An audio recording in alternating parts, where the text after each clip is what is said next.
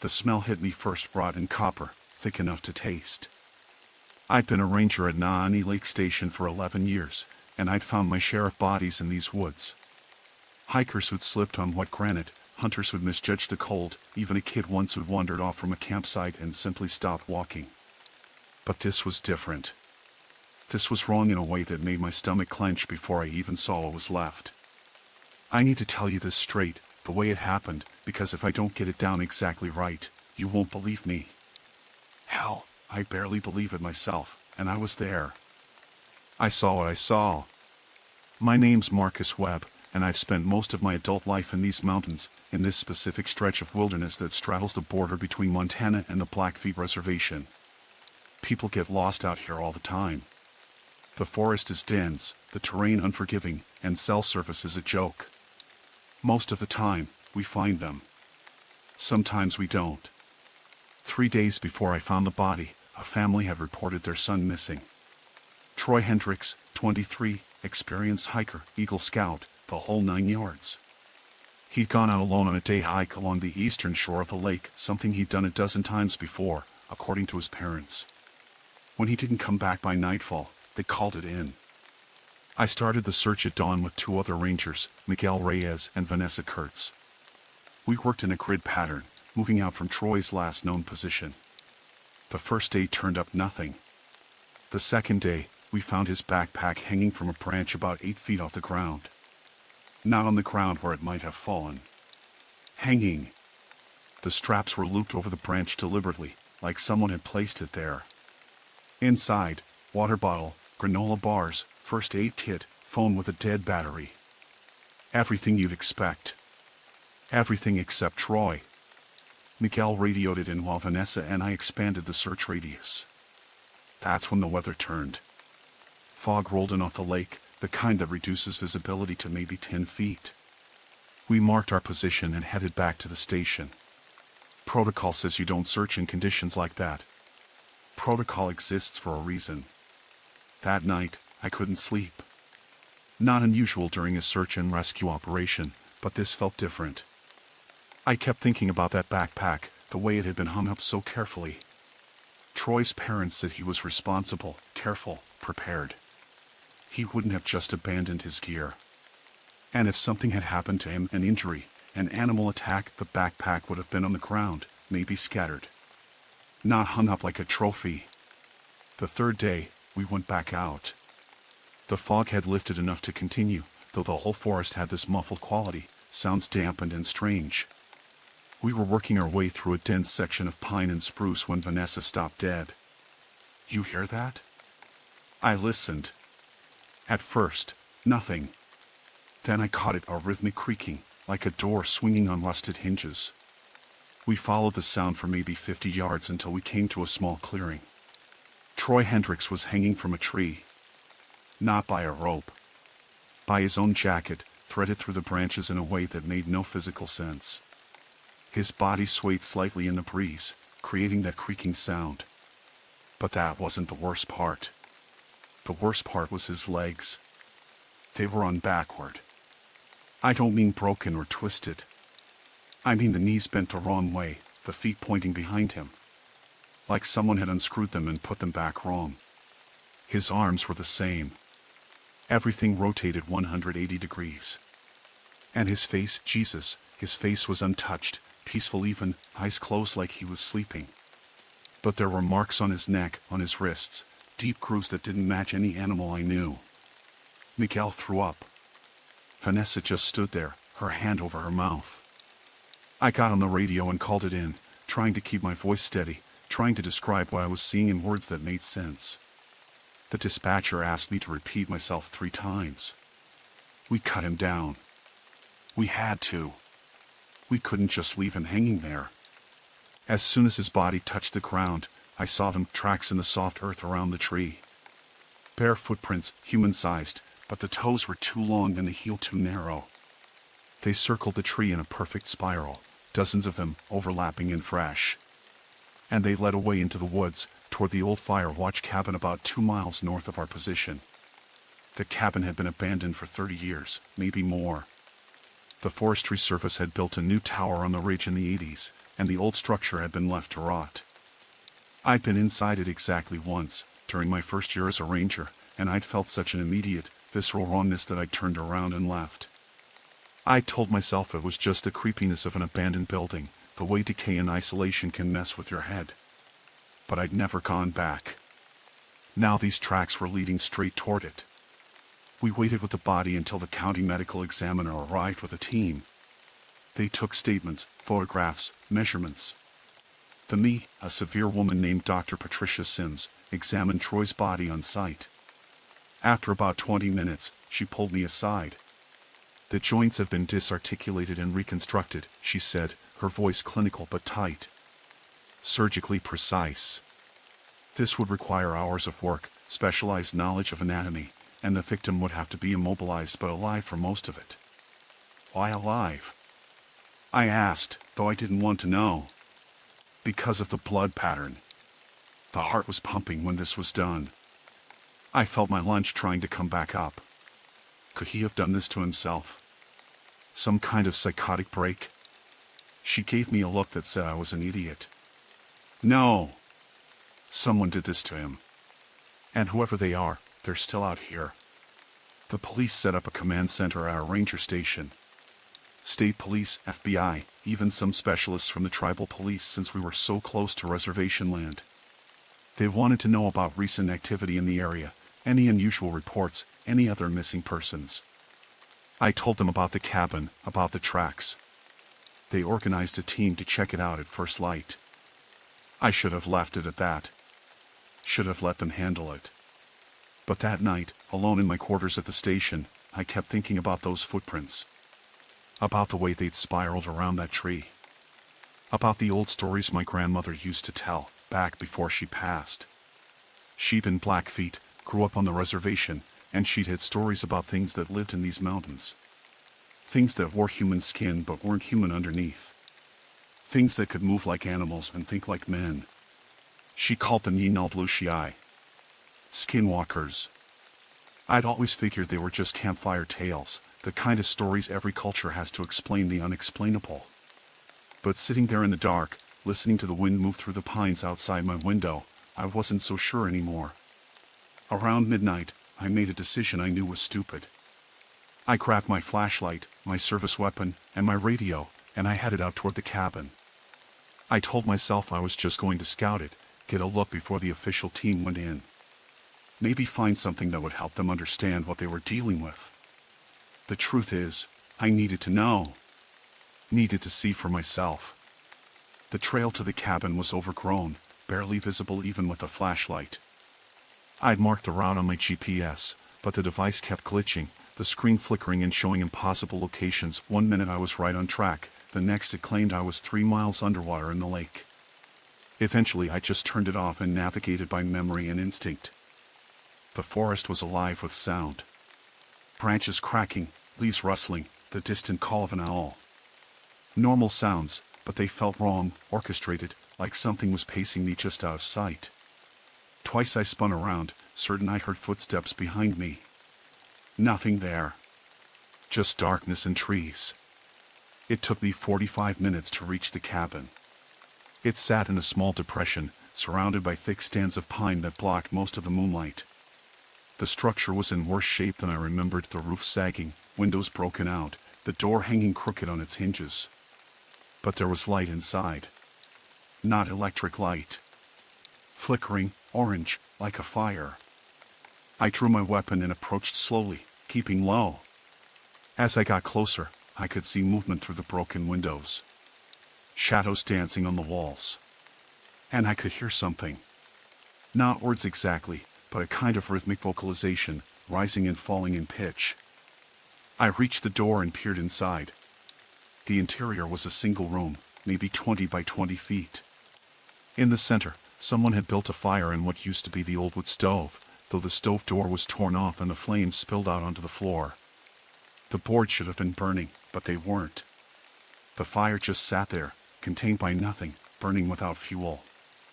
Around the fire were bones. Human bones, arranged in patterns that hurt to look at, geometric and wrong.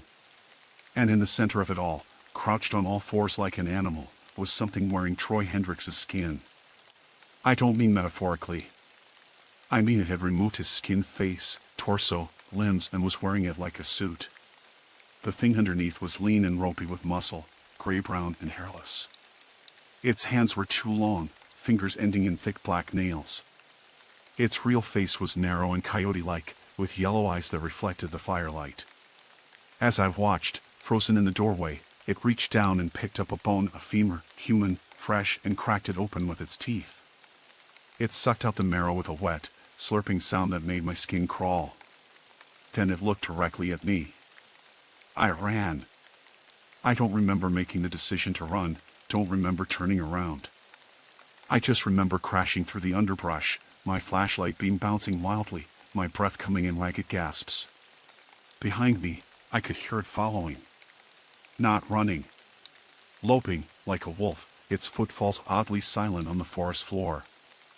I'd made it maybe a quarter mile when I realized my radio was gone. Must have dropped it during the initial flight. My phone was in my pocket, but no signal out here. I was alone, in the dark, with that thing somewhere behind me. I found a thick stand of spruce and pressed myself into it, trying to control my breathing, trying to think. The forest had gone silent. No insects, no wind, nothing.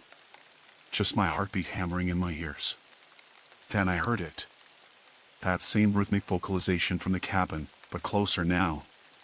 Much closer. It was circling me, moving through the trees with impossible silence. And it was doing something with its voice, something that made my head swim and my vision blur. The sound wasn't coming from one direction.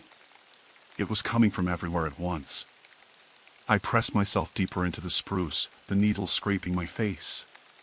My finger was on the trigger of my weapon, though I had no idea if bullets would even slow this thing down. The vocalization grew louder, more complex, and I realized with a sick lurch that it was mimicking human speech.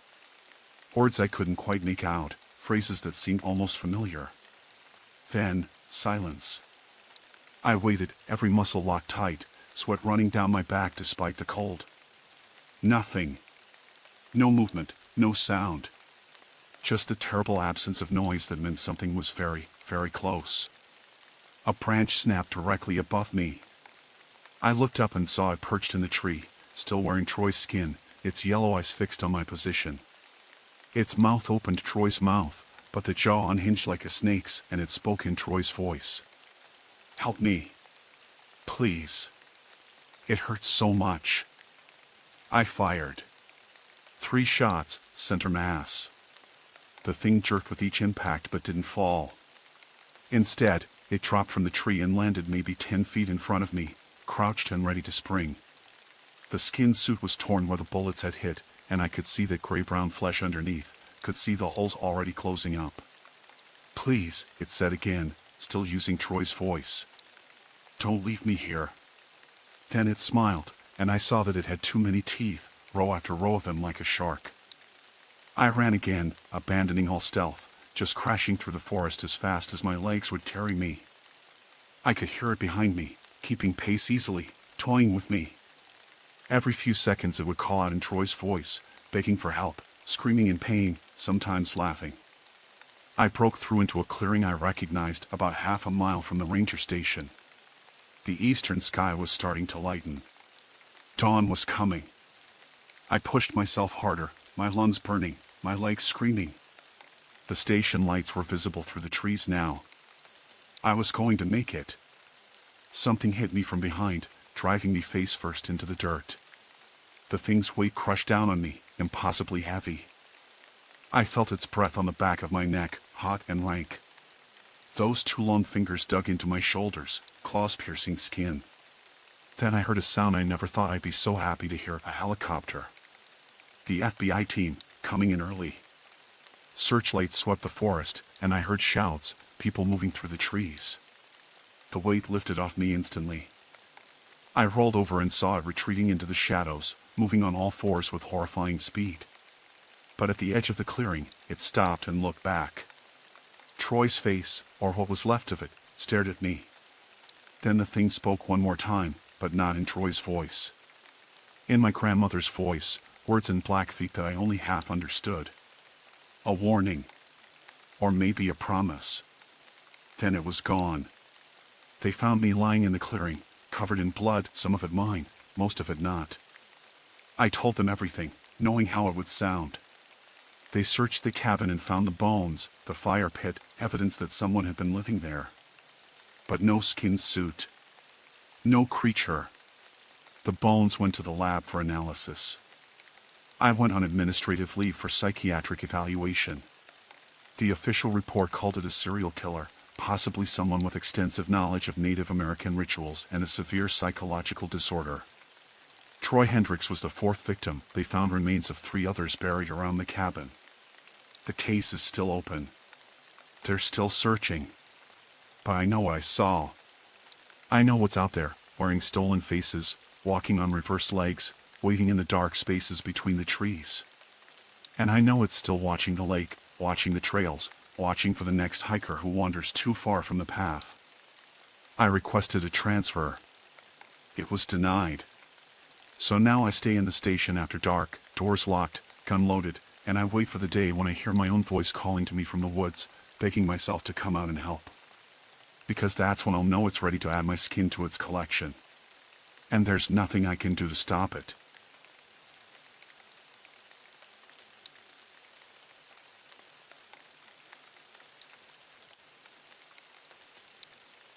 The call came through on my radio at 4:30 in the afternoon, just as the September sun began its descent behind the ridgeline of the San Juan Mountains. I'd been a ranger at the Weminish Wilderness for 6 years, and I'd learned to trust my gut when something felt wrong. The voice on the other end belonged to dispatch, but beneath the professional tone, I caught the edge of concern that made my stomach tighten. Ranger Station, we've got a report of an overdue hiker. Male, mid-20s, last seen yesterday morning heading toward the Vallecito Creek Trail. Name's Marcus Brennan. His girlfriend says he was supposed to be back last night. I copied down the details, my pen scratching against the incident report form I'd filled out too many times before. Most missing hikers turned up within hours, usually embarrassed and dehydrated, sometimes with a twisted ankle or a bruised ego from getting turned around on trails they swore they knew. But something about this one settled differently in my chest. Maybe it was the timing or the location. The Vallecito Creek area had been giving me an uneasy feeling for the past 2 weeks, ever since I'd found those deer carcasses arranged in a pattern that made no sense. 3 of them, gutted and placed in a perfect triangle, their heads all pointing inward toward nothing but bare earth. I grabbed my pack and checked the contents by habit. First aid kit, emergency blanket, water purification tablets, rope, flares, handheld GPS, and my service pistol loaded with rounds I hoped I'd never have to use on anything more threatening than a protective bear. The temperature would drop below freezing once the sun went down, and if Marcus Brennan was injured and immobile, hypothermia would become a bigger threat than whatever had gotten him lost in the first place. The drive to the trailhead took 40 minutes along roads that twisted through pine forests so dense they blocked out most of the fading daylight. I passed the last scattered homes of weekend cabin owners and seasonal residents, their windows already dark and shuttered for the approaching winter. This far into the backcountry, cell service was a fantasy, and the nearest hospital was 3 hours away on roads that turned treacherous with the first snow. I parked my truck and shouldered my pack, studying the trailhead kiosk where hikers were supposed to sign in and out. Marcus Brennan's name was there in hasty handwriting, stamped with yesterday's date, but the sign-out column remained empty. The trail stretched ahead into gathering shadows, and I clicked on my headlamp even though I had maybe 20 minutes of usable daylight left. Moving through these woods after dark was asking for trouble, but waiting until morning meant abandoning someone who might not survive the night. The trail followed the creek for the first 2 miles, the sound of running water providing a constant backdrop to my footsteps.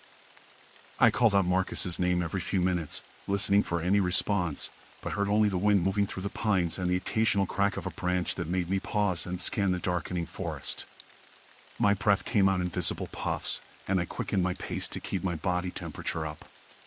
At the 3-mile marker, I found his backpack. It was lying just off the trail, partially hidden behind a fallen log, and that's when my unease transformed into something closer to dread. No experienced hiker abandons their gear unless something has gone seriously wrong. I knelt and examined the pack without touching it at first, noting how the zippers were all closed and the straps weren't torn or damaged. It looked like it had been carefully placed there rather than dropped in panic. I opened it and found everything a responsible day hiker should carry. Water bottles still half full, energy bars, a map of the area, a compass, extra layers of clothing. His wallet was in the front pocket with his ID and credit card still inside. Whatever had happened to Marcus Brennan, it hadn't been a simple case of getting lost and trying to lighten his load. The light was failing fast now, and I radioed back to dispatch with an update. The decision to continue or make camp for the night weighed on me, but the rules were clear. Solo search and rescue after dark in unfamiliar terrain was how you ended up with 2 missing people instead of 1. I started looking for a suitable spot to set up my emergency bivouac when I heard it. The sound came from deeper in the forest, off-trail where the undergrowth grew thick and tangled. It wasn't quite a scream and wasn't quite a cry for help. It was something in between, a human voice making sounds that seemed wrong somehow, like words being formed by something that didn't quite understand how speech worked. The hair on my arms stood up beneath my jacket sleeves. "Marcus?" I called out, my hand instinctively moving to the pistol on my hip. "Marcus Brennan, is that you?" The sound came again, definitely closer this time, and I realized with growing horror that it was mimicking my voice. Not perfectly, but close enough that if I'd been farther away or less alert, I might have thought it was an echo. The mimicry had a wet, gurgling quality that made my skin crawl. I backed toward the trail, keeping my headlamp pointed in the direction of the sounds. The beam cut through the darkness and caught movement between the trees, something large shifting position with an unsettling fluidity. For just a moment, I thought I saw a human figure standing among the pines, but the proportions were wrong. The limbs were too long, the posture too angular, like someone had tried to imitate a person standing upright but gotten the details slightly off. My training kicked in, overriding the primal urge to run. I pulled out my radio and reported what I was seeing, keeping my voice steady even as my heart hammered against my ribs. Dispatch acknowledged and said they were sending backup, but backup was hours away, and whatever was watching me from the tree line wasn't going to wait for reinforcements. The thing moved again, circling around to my left, and I caught another glimpse of it in my headlamp's beam.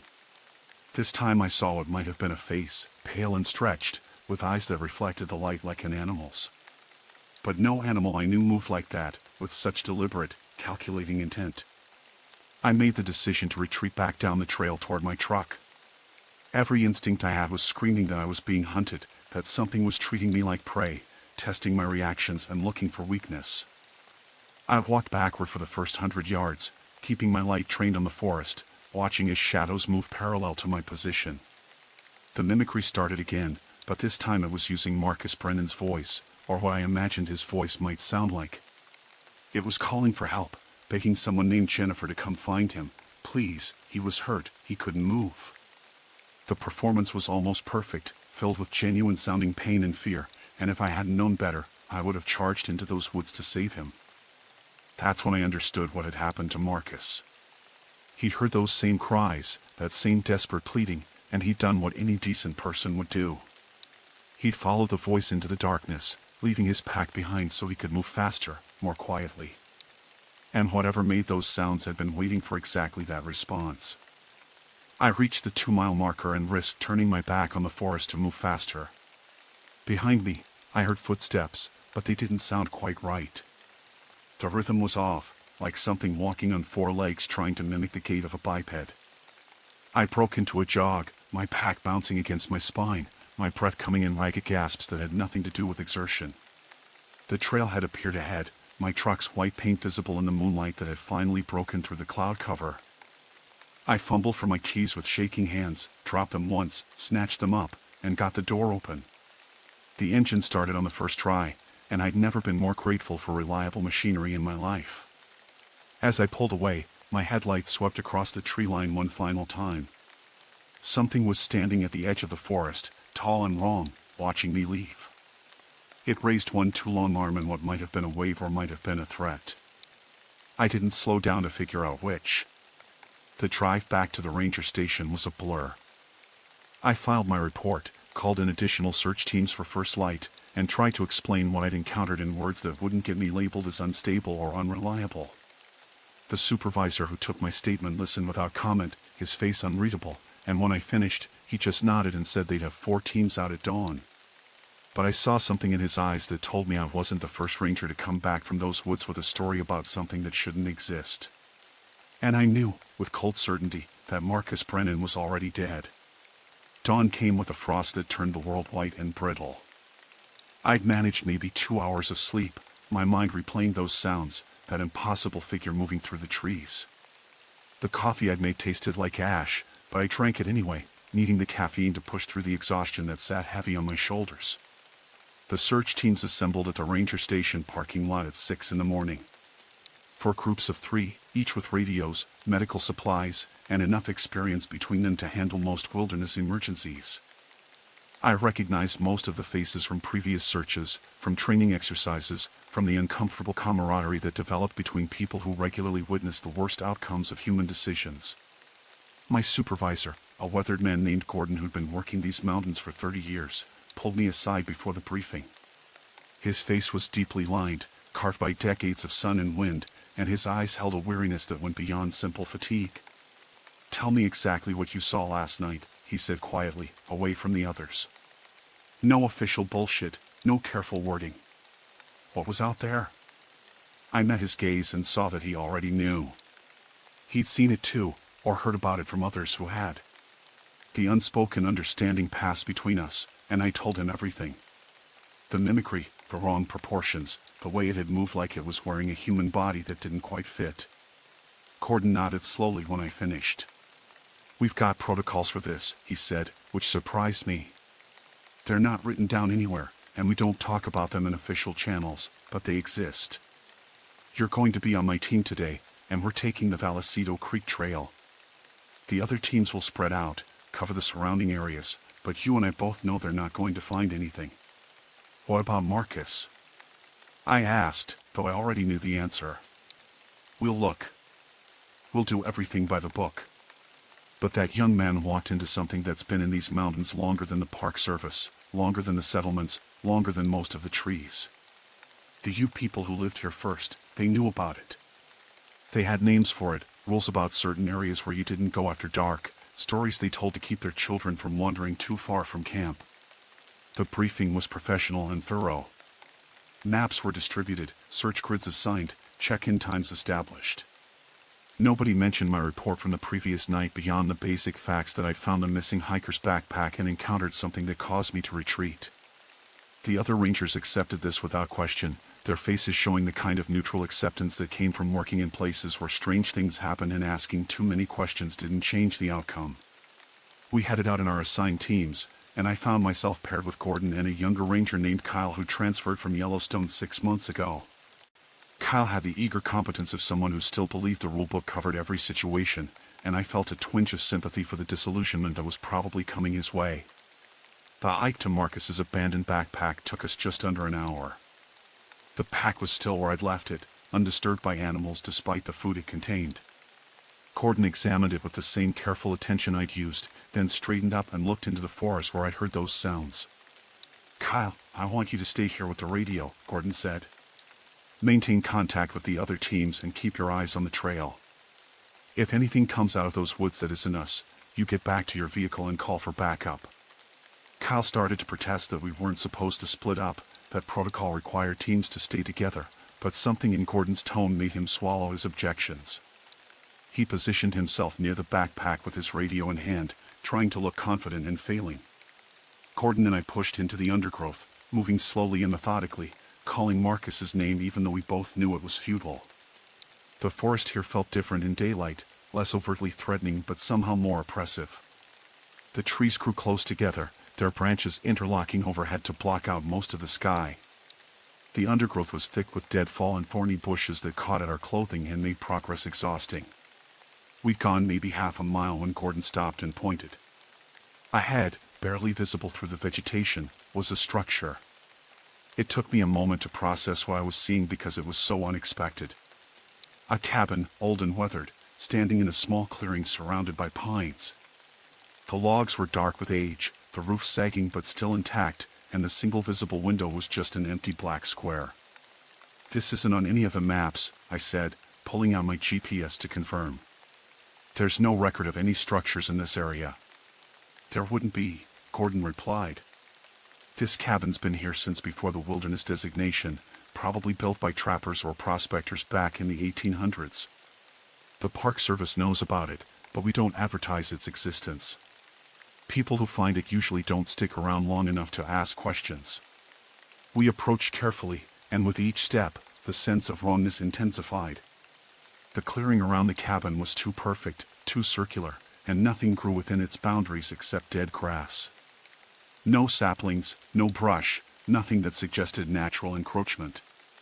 The cabin itself seemed to lean slightly, as if the ground beneath it was unstable. The door hung open on rusted hinges, and from inside came a smell that made my eyes water. Death and decay, but underneath that was something else, something chemical and alien that reminded me of the one time I had to clean up after a meth lab explosion in a backcountry campsite. Gordon pulled a bandana over his nose and mouth and motioned for me to do the same. We entered the cabin with our flashlights raised, and what we found inside would haunt my dreams for years to come. The interior was a single room, maybe 12 feet square, with a dirt floor and no furniture except for a rough wooden table against one wall. On that table were bones. Not just scattered remains, but carefully arranged skeletons, laid out with the precision of a museum display. I counted 5 complete human skeletons, their bones cleaned and organized, and beside them were the partial remains of maybe a dozen more. But that wasn't the worst of it. Hanging from the rafters on crude hooks were skins. Human skins, stretched and dried like leather, with the faces still attached and recognizable. I saw men and women, young and old, their features frozen in expressions that ranged from terror to confusion. And on a separate hook, still dripping, was a fresh addition that I recognized from the photo his girlfriend had provided. Marcus Brennan stared at me with empty eye sockets, his skin draped over the hook like a discarded coat. I staggered backward and would have fallen if Gordon hadn't caught my arm. He was pale beneath his tan, his jaw clenched tight, but he wasn't surprised. Horrified, yes, but not surprised. "We need to get out of here," he said urgently. "Right now. Don't touch anything, don't look too closely, just move." We backed toward the door, but before we could exit, we heard it. That same wet, wrong voice from the night before, but this time it was coming from inside the cabin with us. It spoke in Marcus's voice, perfect now, having had time to practice with his stolen vocal cords. "Help me," it said from the shadows in the corner we hadn't checked. "Please, I'm hurt. I can't move." The thing that stepped into our flashlight beams was wearing Marcus Brennan like a suit. The skin hung loose in places, stretched tight in others, and underneath I caught glimpses of something that glistened wetly in the artificial light. It moved toward us on joints that bent in directions joints shouldn't bend, and its mouth moved out of sync with the words it was speaking. Gordon's hand went to his pistol, but I grabbed his wrist. Some instinct told me that shooting this thing would be a mistake, that it wanted us to attack, that it was testing us the same way it had tested me the night before. "Walk," I whispered. "Don't run. Just walk backward and don't take your eyes off it." We retreated slowly, maintaining eye contact with the impossible thing that had been Marcus Brennan. It followed us to the doorway but stopped at the threshold, as if some invisible barrier prevented it from leaving the cabin during daylight hours. It stood there watching us with eyes that were too large for the face they inhabited, and I realized with sick certainty that this was what it did. It lured people into these woods, took their skins, and wore them like masks while it waited for the next victim. We made it back to Kyle without being pursued, though I felt eyes on us the entire way. Gordon radioed the other teams and called off the search, citing hazardous conditions, and we evacuated the area with a speed that probably looked like panic to the other rangers. Kyle kept asking what we found, but Gordon just shook his head and said he'd explain later, somewhere with better cell service and witnesses. The drive back was silent except for the sound of Gordon's fingers drumming on the steering wheel, a nervous habit I'd never seen from him before. When we finally reached the ranger station, he pulled me aside again while Kyle went to file preliminary reports. "You can't talk about what we saw," Gordon said flatly. "Not to Kyle, not to the other rangers, not in any official capacity. The Park Service has ways of dealing with this, but they involve federal agencies that operate in the shadows and ask questions later. Marcus Brennan will go down as missing and presumed dead. Eventually, his body might turn up somewhere, but it won't be in that cabin. Someone has to do something, I protested. That thing is still out there. It's going to kill again. It's been out there for decades, maybe longer. And yes, it will kill again, because that's what it does. But trying to hunt it, trying to destroy it, that's how we lose more people. The old protocols exist for a reason. We mark the area as hazardous, we discourage hikers from using those trails, and we tell stories that make people think twice about wandering off the path. It's not ideal, but it's survival. I wanted to argue, wanted to demand a better solution, but the look in Gordon's eyes told me he'd had this exact conversation before, probably multiple times, and nothing had changed. The thing in the cabin was a permanent resident of these mountains, a predator that couldn't be eliminated without costs the Park Service wasn't willing to pay. That night, I sat in my quarters and tried to process what I'd witnessed. The official story was already being constructed. Marcus Brennan had gotten lost, fallen, and succumbed to exposure. His body hadn't been recovered yet, but search efforts would continue for another week before being scaled back. His girlfriend would grieve, his family would demand answers, and eventually, they would accept the incomplete explanation because the alternative was too horrible to contemplate. And somewhere out there in the darkness, wearing the face of a young man who just wanted to spend a day hiking in nature, something inhuman was waiting for its next opportunity to hunt. 3 days passed before I could bring myself to go back into the field. I'd requested desk duty, citing the emotional strain of the failed search, and Gordon had approved it without comment. But sitting in the ranger station, filing paperwork and answering phones, felt like hiding, and I'd never been good at hiding from problems. The dreams didn't help. Every night, I saw Marcus Brennan's face, or what remained of it, staring at me with empty sockets. I heard that wet, mimicking voice calling for help, and I woke up in cold sweats, checking the corners of my room for shadows that moved wrong. On the 4th day, an old man showed up at the ranger station asking to speak with whoever had led the search for the missing hiker. The receptionist tried to direct him to the public information officer, but he was insistent, and eventually, Gordon emerged from his office to see what the commotion was about. The old man was Native American, probably in his 70s, with long gray hair pulled back in a traditional braid and a face that reminded me of eroded canyon walls, all sharp angles and deep lines. He wore modern clothing, jeans, a denim jacket, hiking boots, but there was something timeless about him that made the contemporary outfit seem like a costume. "I'm Joseph Broken Cloud," he said, his voice clear and strong despite his age. "And I know what you found in those woods because my grandfather found the same thing, and his grandfather before him. We need to talk, but not here. Too many years, too many people who won't understand." Gordon and I exchanged glances, and I saw the internal debate playing out on his face. Policy said we shouldn't discuss ongoing investigations with civilians. Reality said this man might have information that could save lives. "There's a diner about 5 miles south," Gordon finally said. "We'll meet you there in 20 minutes. The diner was one of those roadside institutions that catered to truckers and tourists, with vinyl booths and a menu that hadn't changed since 1985. We took a cornered booth away from the other customers, and Joseph ordered coffee in a tone that suggested he planned to be there a while. "The you people called it Inaldlushii," Joseph began without preamble. "Your people bastardized the name into Skinwalker, which isn't quite right but close enough. It's not what you think, though. It's not a witch or a shapeshifter from tribal legend. Those stories came later, when people needed explanations for something they couldn't understand." "What is it?"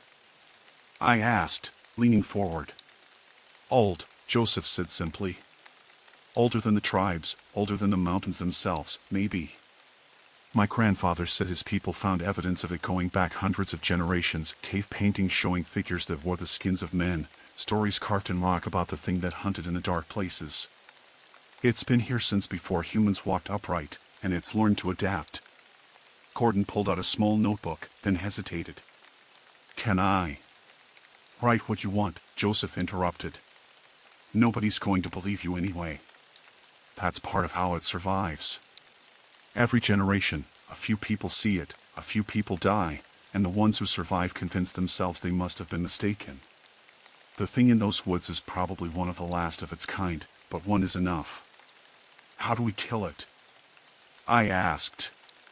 Joseph's laugh was bitter. You don't. You can't. My people tried for centuries. Fire doesn't work because it just sheds the skin it's wearing and grows a new one from whoever it catches next. Bullets pass through it like water. It doesn't need to eat or sleep or breathe like we do. It exists to hunt, and it's very, very good at what it does. There has to be a way, Gordon insisted. There is, Joseph said quietly. You starve it. The thing needs human skin to survive in this world. Without it, it's just formless, unable to interact with physical reality. So you keep people away from its territory. You mark the area as forbidden, you tell stories that make hikers think twice, you do whatever it takes to cut off its food supply. Eventually, maybe in another 100 years, it'll weaken enough that it can't maintain a physical form. But killing it directly? That's not possible. He reached into his jacket and pulled out a roll piece of paper, spreading it on the table between us. It was a hand-drawn map, much more detailed than anything the Park Service had, showing the wilderness area with unusual markings and symbols. The red areas are where it hunts most actively, Joseph explained, pointing to several circles on the map. The cabin you found is the center of its territory, but it ranges in a radius of about 5 miles in any direction. The blue marks are what we call safe zones, places where the terrain or the trees create natural barriers it doesn't like to cross. Running water, especially. It doesn't like crossing streams. Why are you telling us this? I asked. Joseph met my eyes, and I saw deep sadness there. Because my grandson went missing 3 months ago. He was hiking with friends, split off from the group to take photos of wildlife, and never came back. The search teams didn't find anything. His parents are still hoping he'll turn up somewhere, but I know better. I know what happened to him, and I can't tell them the truth because they think I'd lost my mind. The weight of his grief filled the booth like a physical presence. Gordon reached across and gripped the old man's shoulder briefly, a gesture of understanding that transcended words. I can't stop it, Joseph continued, his voice thick with emotion. But I can try to keep it from taking anyone else. That's why I mapped its territory, why I share this information with people like you who've seen enough to believe. You have authority here, the ability to close trails, to redirect hikers. Use that authority. Save the people you can. We talked for another hour, Joseph sharing details his people had accumulated over generations. The thing was most active in autumn, right around the time when early snow started pushing wildlife to lower elevations. It preferred young victims but would take anyone it could lure into its territory. It was intelligent, patient, and capable of learning from its mistakes. It had been spotted wearing the same skin for years at a time, suggesting it could preserve its trophies when prey was scarce. When we finally parted ways, Joseph gave us his contact information and made us promise to call if we learned anything new. Gordon and I drove back to the ranger station in silence, both of us processing what we heard and trying to reconcile it with our understanding of reality. That evening, Gordon called me into his office and closed the door. On his desk was a file folder I'd never seen before, marked with a simple red X and no other identifying information. This is unofficial, he said, opening the folder to reveal reports dating back to the 1970s. Every major wilderness area in the country has one of these files. Unexplained disappearances, encounters that don't fit normal patterns, evidence of something that shouldn't exist. The Park Service keeps them buried because admitting the truth would cause mass panic and destroy the tourism industry these parks depend on. I scanned through the reports, recognizing locations from across the country. Olympic National Park. The Great Smoky Mountains. The Everglades. Each file described similar patterns: missing hikers, found belongings, occasional sightings of something humanoid but wrong. And in the margins of several reports were handwritten notes suggesting the authors knew exactly what they were dealing with but couldn't say so officially. We're going to close the Vallecito Creek Trail, Gordon said. Indefinitely, citing hazardous conditions and pending environmental assessment. It won't stop everyone, there are always idiots who ignore warnings, but it'll reduce the traffic significantly. And we're going to establish new protocols for search and rescue in that sector. No solo responses, no operations after dark, mandatory check-ins every 30 minutes. It's not enough, I said, though I knew it was all we could do. No, it's not. but it's something. And sometimes, something is all we get. I took the file home with me that night, reading through decades of encounters and near misses. Some of the reports were clinical, just facts and observations. Others were more personal, written by rangers who'd seen too much and needed to document it even if no one would believe them. I found entries describing the cabin, confirming it had been used by the thing for at least 50 years. I found witness statements from survivors who described being hunted through the woods by something wearing a human face. And I found a photograph, tucked in the back of the file, that made my blood run cold. It was black and white, taken sometime in the 1980s based on the quality and the dated clothing of the people in the frame. It showed a group of hikers posing at a trailhead, smiling for the camera. But standing behind them, partially obscured by trees, was a figure that didn't quite match the others. The proportions were wrong, the posture unnatural, and if you looked closely at its face, you could see that the skin didn't quite fit right around the eyes. Someone had circled the figure in red ink and written in the margin, identified as David Morrison, reported missing 1979, found deceased 1983. Photo taken 1981. The thing had been wearing David Morrison's skin for 2 years, walking among humans, perfecting its disguise. And nobody had noticed until it was too late. I put the file aside and tried to sleep, but the photograph kept flashing through my mind. Somewhere out there in the wilderness, the thing that had taken Marcus Brennan was doing the same thing, learning to be human, waiting for its next opportunity to hunt. And I was supposed to just accept that, to file reports and close trails and hope that was enough. But hope, I was learning, was a luxury we couldn't afford when dealing with something that had survived for millennia by being patient and adaptable. The thing in the woods had all the time in the world. We had only our fragile human lifespans and the slim chance that maybe, just maybe, we could outlast it through careful vigilance and enforced ignorance. It wasn't enough. But it was all we had. 2 weeks passed before anyone else went missing, and when it happened, I felt the weight of inevitability settle over me like a shroud. The call came at dawn, a panic report from a couple who'd been camping near Emerald Lake, about 3 miles from the cabin Gordon and I had found. They'd woken to find their tent unzipped and their friend Jenna Reynolds missing, her sleeping bag empty and her boots still inside the tent. Gordon assembled a team before the sun cleared the horizon. This time there were 6 of us, moving in pairs with strict orders to maintain visual contact at all times. The closed trail designation on Vallecito Creek had pushed hikers toward other areas, and Emerald Lake had become more popular as a result. We'd inadvertently funneled people into adjacent hunting grounds, and now someone was paying the price. The couple who'd reported Jenna missing were in their late 20s, outdoors enthusiasts who'd done everything right. They'd filed a trip plan, carried proper equipment, and camped in a designated site.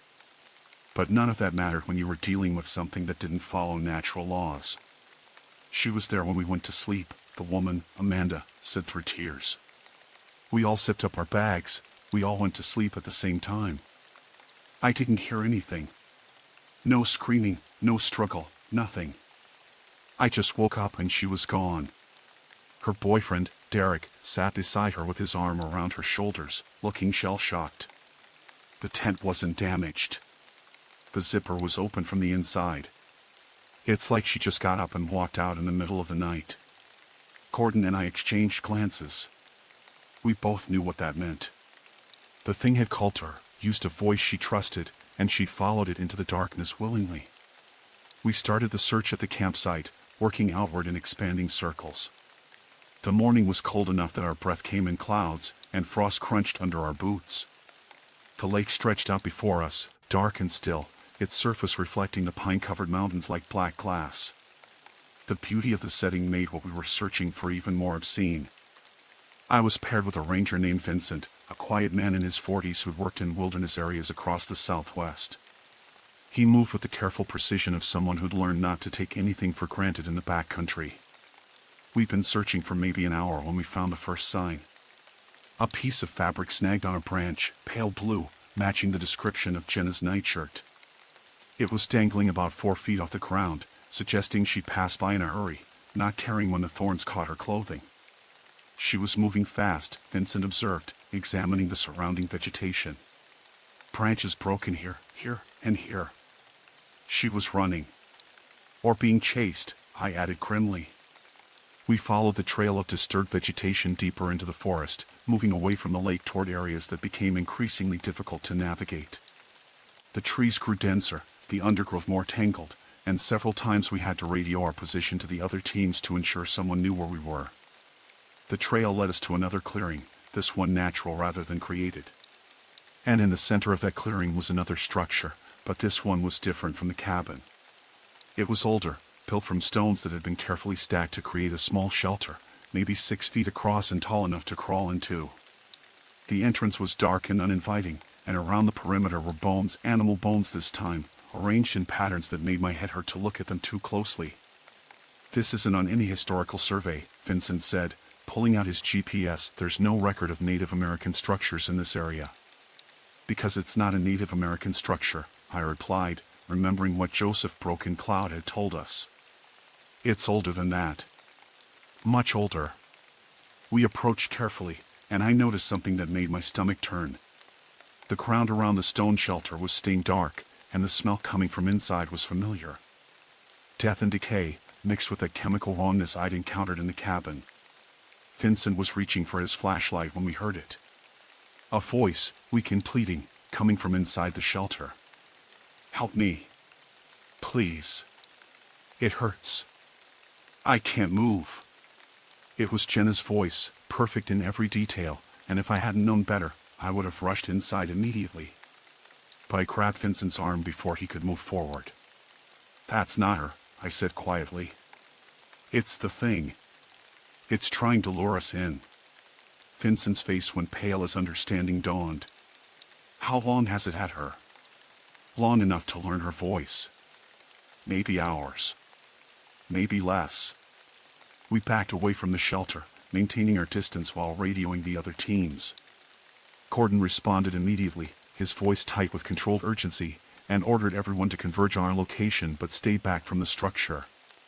The voice from inside changed tactics, becoming angry and accusatory. "Why won't you help me? I'm hurt. Don't you care? Please, it hurts so much." The performance was remarkable, filled with genuine-sounding pain and desperation. I found myself taking a step forward before catching myself, the instinct to help overriding my conscious knowledge that this wasn't human. "This isn't on any historical survey," Vincent said, pulling out his GPS. "There's no record of Native American structures in this area." "Because it's not a Native American structure," I replied, remembering what Joseph Broken Cloud had told us. "It's older than that. Much older." We approached carefully, and I noticed something that made my stomach turn. The ground around the stone shelter was stained dark, and the smell coming from inside was familiar. Death and decay, mixed with that chemical rawness I'd encountered in the cabin. Vincent was reaching for his flashlight when we heard it.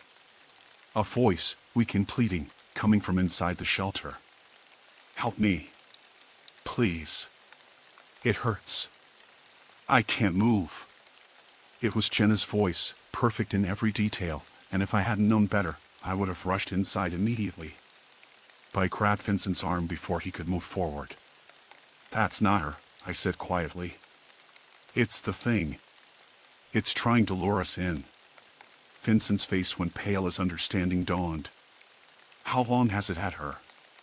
"Long enough to learn her voice. Maybe hours. Maybe less." We backed away from the shelter, maintaining our distance while radioing the other teams. Gordon responded immediately, his voice tight with controlled urgency, and ordered everyone to converge on our location but stay back from the structure. The voice from inside changed tactics, becoming angry and accusatory. "Why won't you help me? I'm hurt. Don't you care? Please, it hurts so much." The performance was remarkable, filled with genuine-sounding pain and desperation. I found myself taking a step forward before catching myself, the instinct to help overriding my conscious knowledge that this wasn't human. Gordon arrived with the other teams, and we established a perimeter around the stone shelter at a distance of about 50 feet. The thing inside continued its attempts at manipulation, cycling through different emotional appeals. Sometimes it sobbed, sometimes it screamed, sometimes it bargained. It used Jenna's voice, then switched to what might have been Marcus Brennan's, then to voices I didn't recognize but that probably belonged to other victims. "We need to draw it out," Gordon said quietly, studying the structure. "We can't just leave it there." "Joseph said it can't be killed," I reminded him. "But it can be contained. If we can get it away from its territory, separated from its hunting grounds, maybe we can trap it somewhere it can't hurt anyone." It was a desperate plan, but desperation was all we had. Gordon sent most of the team back to establish a safe zone near the lake, leaving just himself, Vincent, and me to implement whatever strategy we could devise. The thing had gone quiet inside the shelter, which was somehow worse than the constant pleading. I imagined it crouched in the darkness, watching us with eyes that didn't need light to see, calculating its next move. "Fire," Vincent suggested suddenly. "What if we smoke it out?" "Joseph said fire doesn't work," I replied. "It just sheds the skin and regrows." "But it would force it to abandon Jenna's skin, right? And it takes time to prepare a new one. Maybe we could track it in its base form, see where it goes when it's vulnerable." It was risky, possibly stupid, but it was also the first proactive suggestion anyone had made. Gordon considered for a long moment, then nodded. "We'll need accelerant. And we need to be ready to move fast." We spent the next hour preparing. Vincent hiked back to the vehicles to retrieve emergency flares and a container of camp fuel. Gordon and I gathered dry wood and positioned ourselves where we could observe multiple escape routes from the shelter. The thing inside remained silent, but I could feel its attention on us, patient and predatory. When Vincent returned, we didn't waste time. We soaked the gathered wood in camp fuel, positioned flares around the perimeter of the shelter, and Gordon gave the signal. The flames caught immediately, fed by the accelerant, and within minutes the entire area around the stone structure was engulfed in a wall of fire. The screaming started almost immediately. It used Jenna's voice, pleading and begging, describing in horrible detail how the flames were burning her skin, how she was dying, how this was our fault. The performance was so convincing that Vincent actually started forward before Gordon grabbed him. "It's not her," Gordon said firmly. "Whatever happened to Jenna Reynolds, she's already gone." The smoke grew thicker, and through the flames, I caught glimpses of movement inside the shelter. Something was thrashing around, and the screaming changed quality, becoming less human and more like the wet, gurgling sounds I'd heard that first night in the woods. Then it emerged. The thing that came out of the fire wasn't wearing Jenna's skin anymore. It had shed her like a discarded coat, and what remained was something my brain refused to fully process. It was roughly humanoid in shape but wrong in every detail.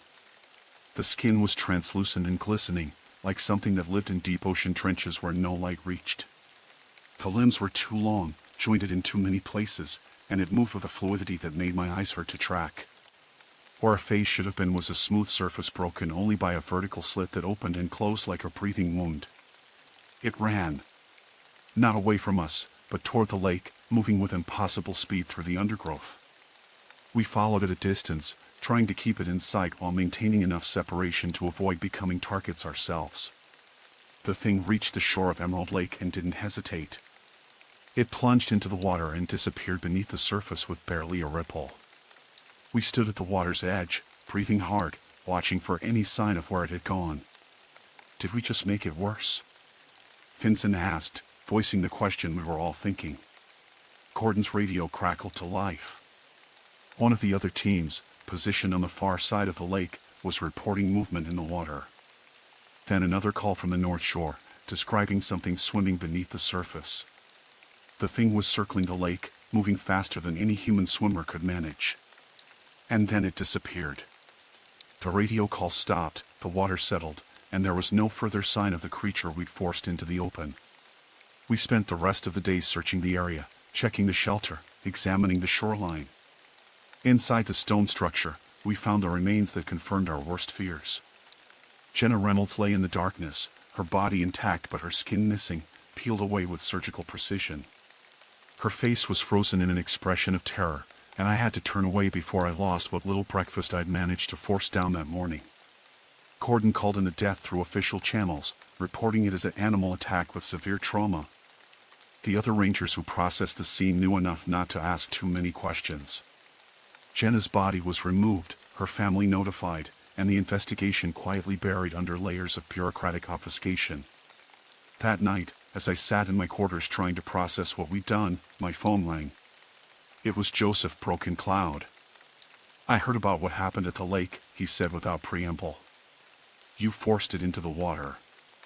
We didn't know what else to do. The lake is deep. Very deep. And it connects to underground systems we've never fully mapped. My people have stories about what lives in those waters, things even older than the skinwalker. You may have solved one problem only to create another." The line went quiet for a moment, then Joseph added, "Or maybe you gave it access to new hunting grounds we didn't know existed. Time will tell.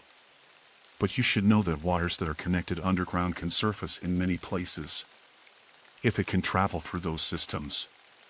He didn't finish the thought. He didn't need to. The implication was clear enough. We might have just freed the thing from its limited territory, given it access to a much larger hunting ground through the underground water systems that connected lakes and streams across hundreds of miles. I thanked Joseph for the warning and ended the call. Then I pulled out the file Gordon had given me and added a new entry, documenting everything that had happened at Emerald Lake. Future rangers deserved to know what we'd learned, even if they never fully believed it. Outside my window, the forest was dark and full of sounds that probably meant nothing but could mean everything. And somewhere beneath the surface of Emerald Lake, something ancient and hungry was exploring its new domain, learning new ways to hunt, adapting as it had adapted for millennia. We tried to fight back. We tried to be proactive. And we might have just made everything infinitely worse. The disappearances started 2 weeks after the incident at Emerald Lake, but they followed a new pattern that confirmed our worst fears. A fisherman vanished from Beaver Creek, 20 miles north. A kayaker went missing on Blue Mesa Reservoir, 40 miles west. A hunter disappeared from the Pine River Valley, 30 miles east. All of them near water. All of them in areas that had been safe for decades. Gordon called an emergency meeting with the senior rangers from across the region, and I found myself sitting in a conference room with 15 people who all had the same haunted look in their eyes. They'd all read the reports. They all knew what we were dealing with. And they all understood that we fundamentally altered the situation by forcing the creature into the water. "We need to establish new protocols," Gordon said, spreading maps across the conference table. "Every water system in the region needs to be monitored. Every disappearance near water gets treated as a potential encounter. And we need to warn people without causing mass panic." "How do we do that?" asked a ranger from the Black Canyon area. "We can't exactly put up signs saying warning, ancient shape-shifting predator may be using underground rivers. We increase hazard warnings around water recreation," someone else suggested. "Talk about dangerous wildlife, unstable conditions, anything that makes people think twice before going alone." The discussion continued for hours, practical people trying to solve an impossible problem with mundane tools. We established communication networks, created reporting systems, and developed cover stories that could explain the pattern of disappearances without revealing the truth. It was inadequate, but it was something. I stayed behind after the meeting ended, helping Gordon clean up the maps and documents. He looked exhausted, older than I'd ever seen him. "This is my fault," he said quietly. "I approved the fire. I thought we were being smart."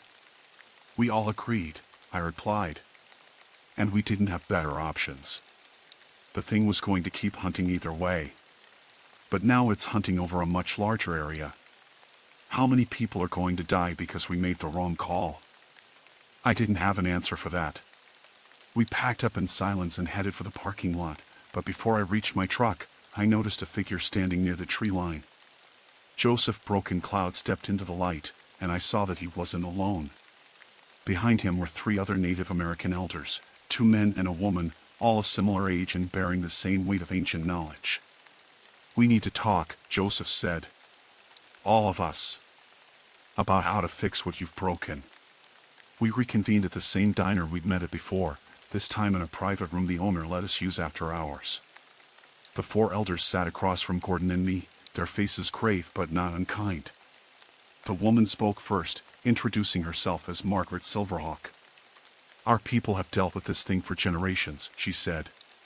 "We learned that containment was the only option, that forcing it into a corner or trying to destroy it only made things worse. You've learned the same lesson, but at a higher cost. Can it be contained again? Gordon asked. Perhaps, said one of the men, who introduced himself as Thomas Whitebear. But not in the same way. The creature has evolved, learned new behaviors. It knows now that water can be used for travel, for escape. That knowledge can't be unlearned. There is a place, Joseph said slowly, as if weighing each word carefully. Deep in the most remote section of the wilderness. A cave system that my ancestors sealed off centuries ago because of what lived inside. They used methods passed down from even older peoples, techniques that involve earth and stone and water in specific combinations. The creature could be lured there and trapped, but it would require significant effort and considerable risk. What kind of risk? I asked. Margaret answered. The kind where some of us might not come back. The creature needs to be drawn to the location, which means using bait.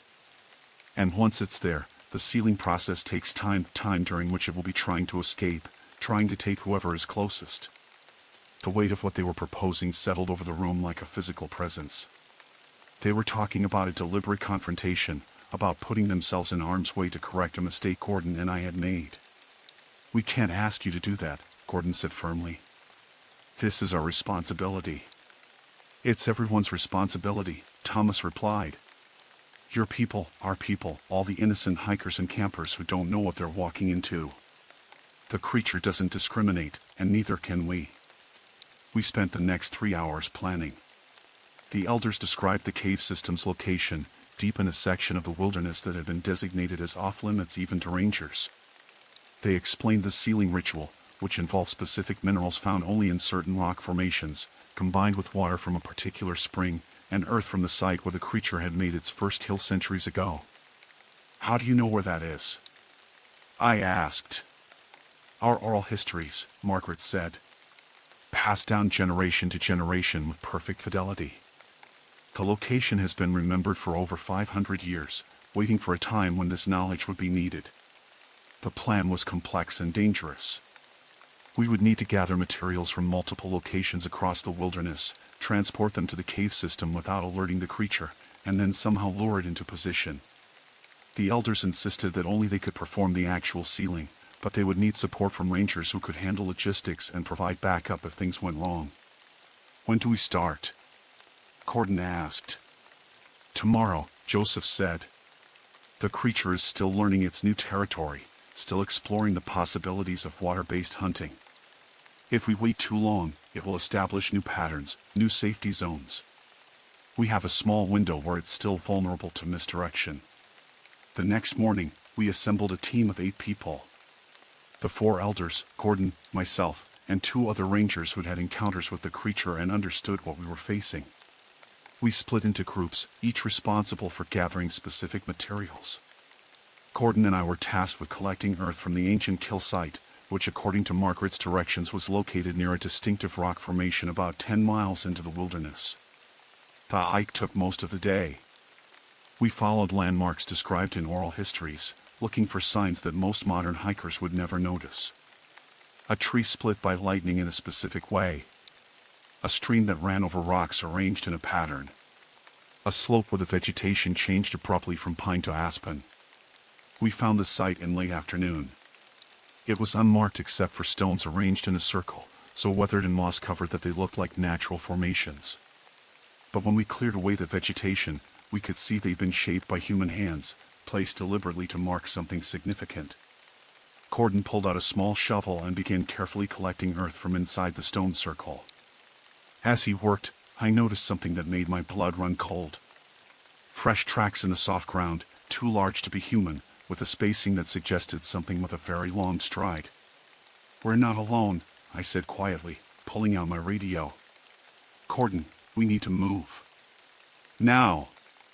The attack came without warning. One moment the forest was quiet except for the sound of Gordon's shovel. The next, something burst from the undergrowth within human speed. It was wearing a skin I didn't recognize, a middle-aged man's face stretched over its alien features, and it moved with the predatory grace of something that had been hunting for millennia. Gordon didn't hesitate. He grabbed the bag of earth we collected and ran, trusting me to cover our retreat. I pulled my service weapon and fired 3 shots at the creature, knowing they would do nothing but hoping to buy us a few seconds.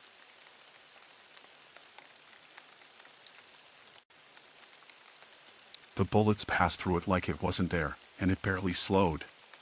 But it did change direction, focusing on me instead of Gordon, which had been the point. I turned and ran, crashing through the forest with the thing in pursuit, its breathing a wet, rattling sound that seemed to come from everywhere at once. I made it maybe 100 yards before I tripped over a root and went down hard. The creature was on me instantly, and I got my first close look at what it really was beneath the stolen skin. The face I'd seen was just a mask, held in place by something that looked like cartilage and sinew. Underneath were structures that couldn't exist in nature, geometries that hurt to perceive, colors that didn't belong in the visible spectrum. It grabbed me with hands that had too many fingers, and I felt my shoulder dislocate under the pressure. Pain exploded through my left side, and I screamed, which probably saved my life.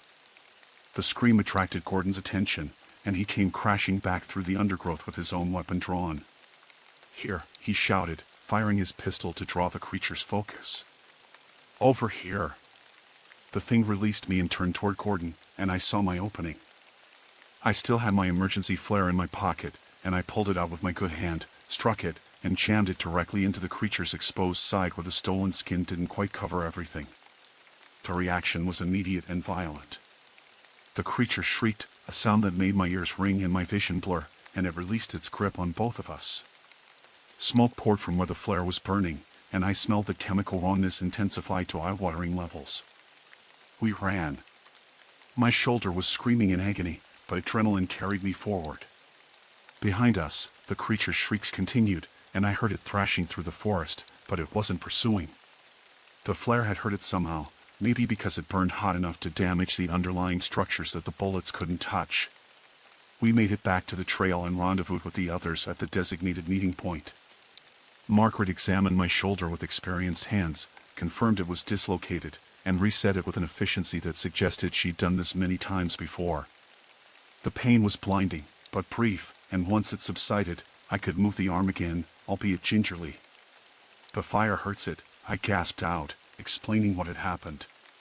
Not regular fire, but the chemical burn from the flare. It actually reacted. The elders exchanged significant glances. "Phosphorus," Thomas said. "The flares contain phosphorus compounds. That's one of the minerals we need for the sealing." We had everything we needed now.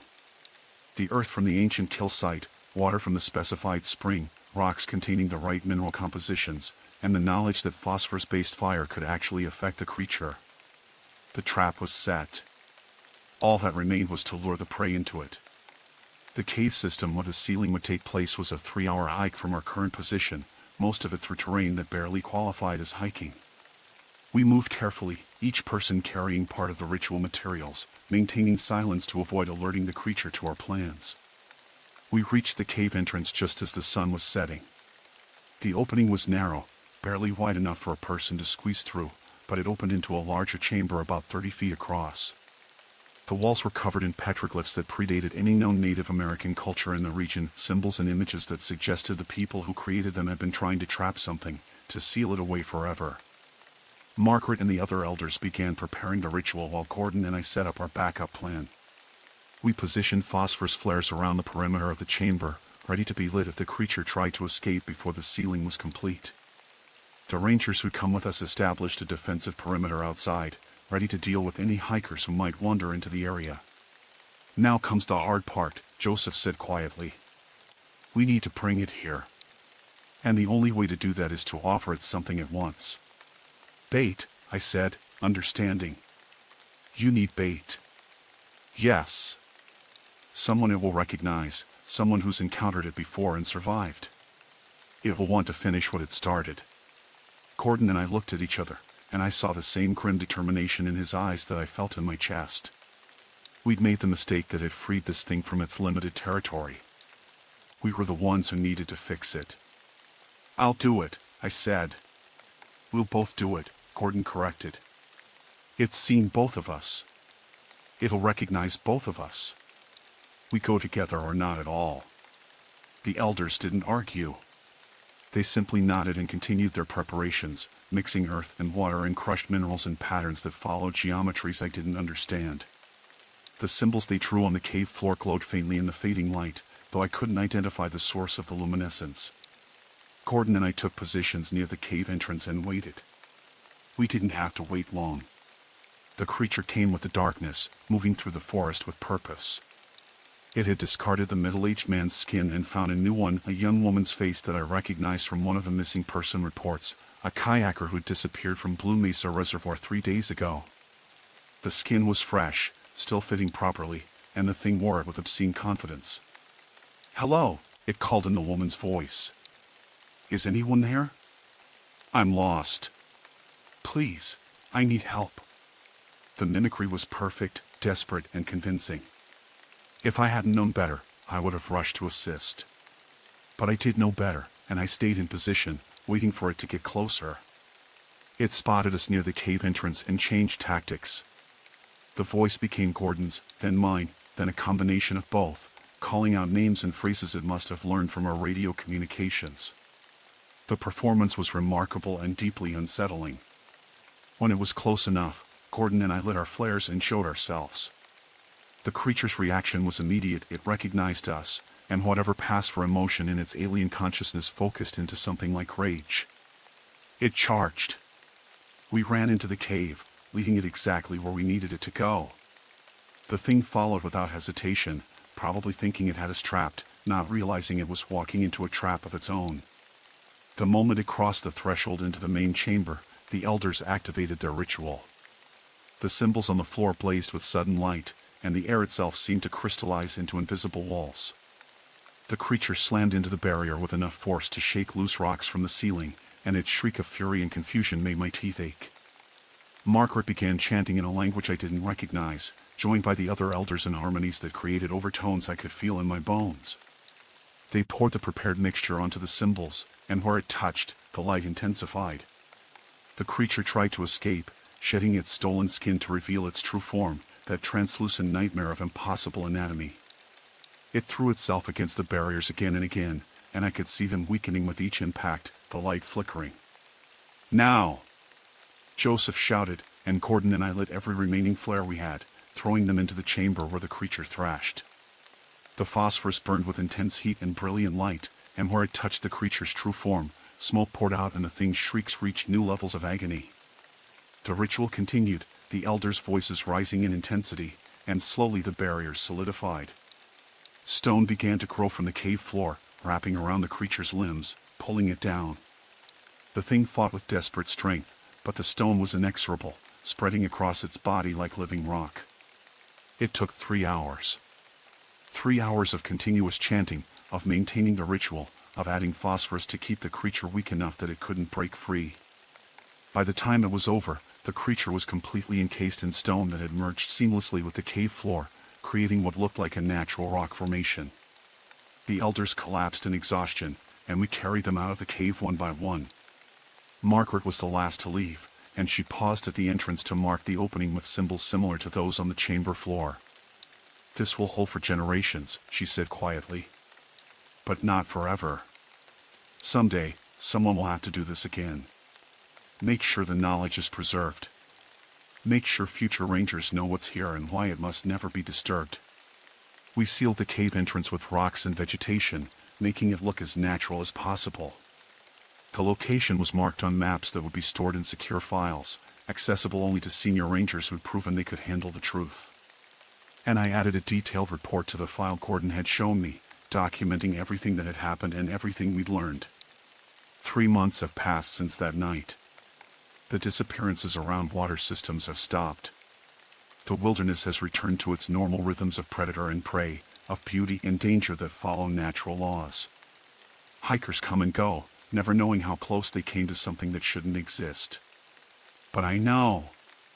And every time I lead a search and rescue operation, every time someone goes missing in the backcountry, I wonder if this is the one where we'll discover that the ceiling has failed, that the creature has found a way out, that we'll have to face it again. Gordon retired a month ago, citing health concerns that were really just exhaustion from carrying too many secrets for too long. I've taken over his position as senior ranger, and with it, the responsibility of maintaining those secrets. Joseph Broken Cloud calls me once a month to check in, to share information, to make sure the knowledge isn't lost. And sometimes, late at night when I'm alone in my quarters, I think about all the other wilderness areas across the country. All the files marked with red XS, all the rangers who carry similar burdens, all the things that exist in the spaces we've designated as wild and remote. We protect people from those things, but we also protect those things from people, maintaining a balance that's older than our civilization and more fragile than anyone realizes. The forest outside my window is dark and full of sounds that probably mean nothing but could mean everything. And I sit here with my reports and my maps and my burden of knowledge, knowing that somewhere out there, in caves and cabins and hidden places we haven't found yet, other things are waiting. Waiting for us to make a mistake. Waiting for us to forget. Waiting for their chance to hunt again. But tonight, at least, the wilderness is quiet. And that's enough. The call came through at 2:47 p.m. on a Tuesday that started like any other. I'd been a ranger at Wendigo Marsh National Forest for 11 years, and I'd learned to read the urgency in dispatch's voice. This time, Sandra's words came fast and clipped. "We've got a missing person report. Male, mid-30s, didn't return from a solo hike yesterday. Last known location was the Kitschy Trail near Dead Woman's Lake." I grabbed my pack and headed for the trailhead, my boots crunching on gravel as I made my way to the parking area. The Kitschy Trail wasn't technically difficult, but it wound through some of the densest forest in the preserved territory that even experienced hikers found disorienting. The canopy grew so thick in places that GPS signals dropped out completely. I'd pulled 3 people off that trail in the past 2 years alone, all of them swearing they followed the markers perfectly. The missing hiker's car sat alone in the lot, a silver Honda with Wisconsin plates. I noted the details in my logbook: no signs of forced entry, camping gear visible through the back window, half-empty water bottle in the cup holder. Everything suggested he planned to return the same day. I started up the trail at a steady pace, calling out every few minutes. "This is Park Ranger Services. If you can hear me, make noise or stay where you are." My voice echoed back to me through the pines, swallowed quickly by the oppressive silence that always seemed to hang over this particular section of forest. The temperature dropped as I pushed deeper into the woods. October in northern Minnesota could be unpredictable, but this felt wrong, the kind of cold that settled in your bones rather than just prickling your skin.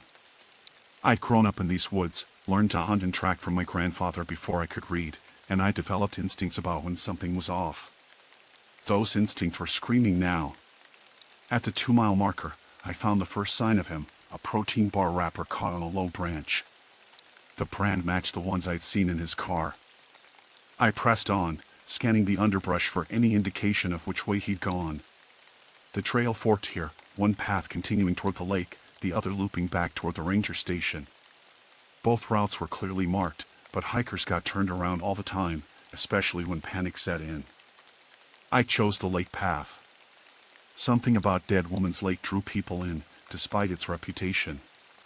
The locals had stories about it going back generations, Ojibwe legends about a woman who drowned herself there after her entire family died during a brutal winter. The name had stuck, though the official park maps called it Mirror Lake. I'd always thought the original name was more honest. The forest changed as I approached the water. The pines gave way to birch and aspen, their white bark peeling in long strips like old skin. The underbrush thinned out, making it easier to spot any signs of passage. I found a boot print in a patch of mud, fresh, maybe from this morning. He'd definitely come this way. Then I heard it, a low, keening sound that might have been wind but wasn't. I'd lived in these woods long enough to know every sound they made, and this was new. It raised the hair on my forearms, triggered something primal in my hindbrain that said predator, danger, run. I kept moving forward, hand resting on the bear spray clipped to my belt. The sound didn't repeat, but its absence felt worse somehow. The forest had gone completely quiet, no bird calls, no rustle of small animals in the leaves, nothing. Just the crunch of my boots on the trail and my own breathing. The lake appeared suddenly, the way it always did. One moment you're surrounded by trees, the next you're standing at the edge of dark water that reflects the sky like polished obsidian. No wind rippled its surface. Nothing grew along its shores except for dead trees, their skeletal branches reaching toward the water as if trying to drink. I spotted the cabin immediately. It squatted on the far shore, a ramshackle structure that officially wasn't supposed to exist. We tried to demolish it twice, but the Forest Service kept running into budget issues or permit problems. Eventually, we just posted warning signs and left it alone. Hikers used it sometimes as an emergency shelter, despite the notices about structural instability. Smoke rose from its chimney. That stopped me cold. Nobody should be using that cabin. The fireplace hadn't been safe for years, and we'd removed the door to discourage squatters. But smoke definitely curled up into the gray October sky, thin and dark against the clouds. I circled the lake, keeping to the tree line. The cabin looked worse up close, roof sagging, windows boarded over with rotting plywood, foundation settling at a drunken angle. But fresh boot prints led right up to the doorway, and I could hear movement inside. Park Services, I called out. I'm looking for a missing hiker. Is anyone in there? The movement stopped. Then a voice, high and strained, help me. Please help me. I approached the door carefully, flashlight in one hand.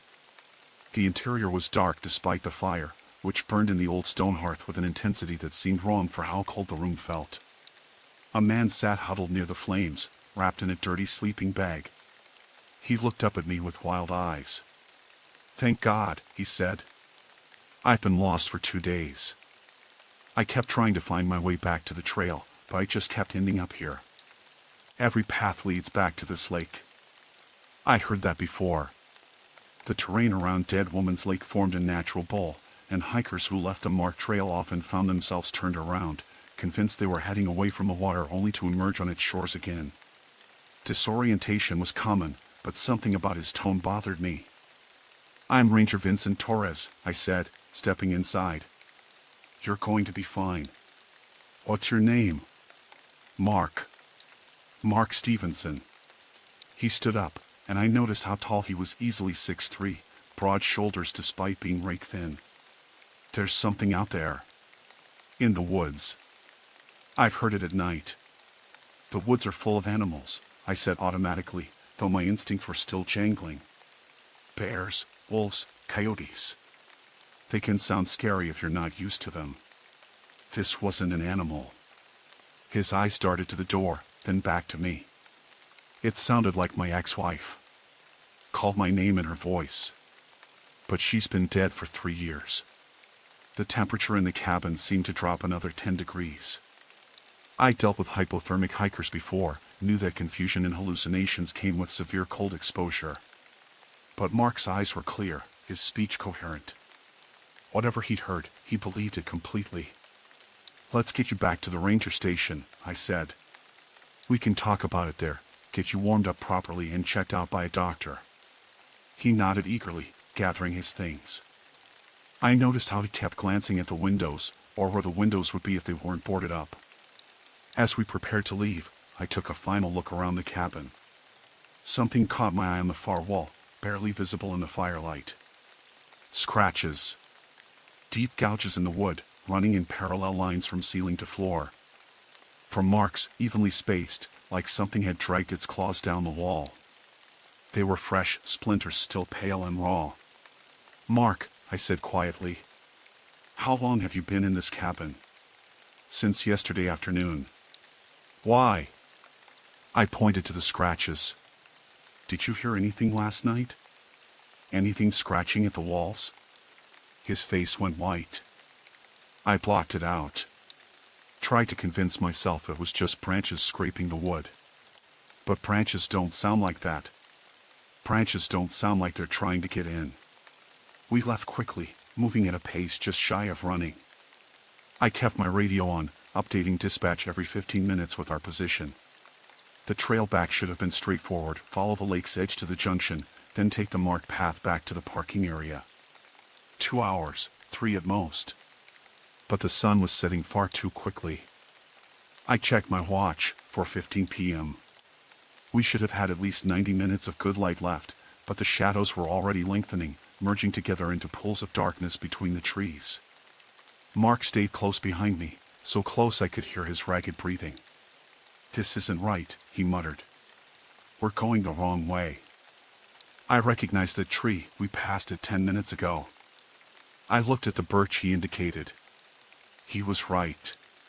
The distinctive pattern of scars on its trunk was unmistakable. We were walking in circles. I pulled out my compass and GPS unit. The compass needle spun lazily, unable to find north. The GPS showed our position as a blinking dot in the middle of a gray void. No map data, no coordinates, nothing. "Stay calm," I said, more to myself than to Mark.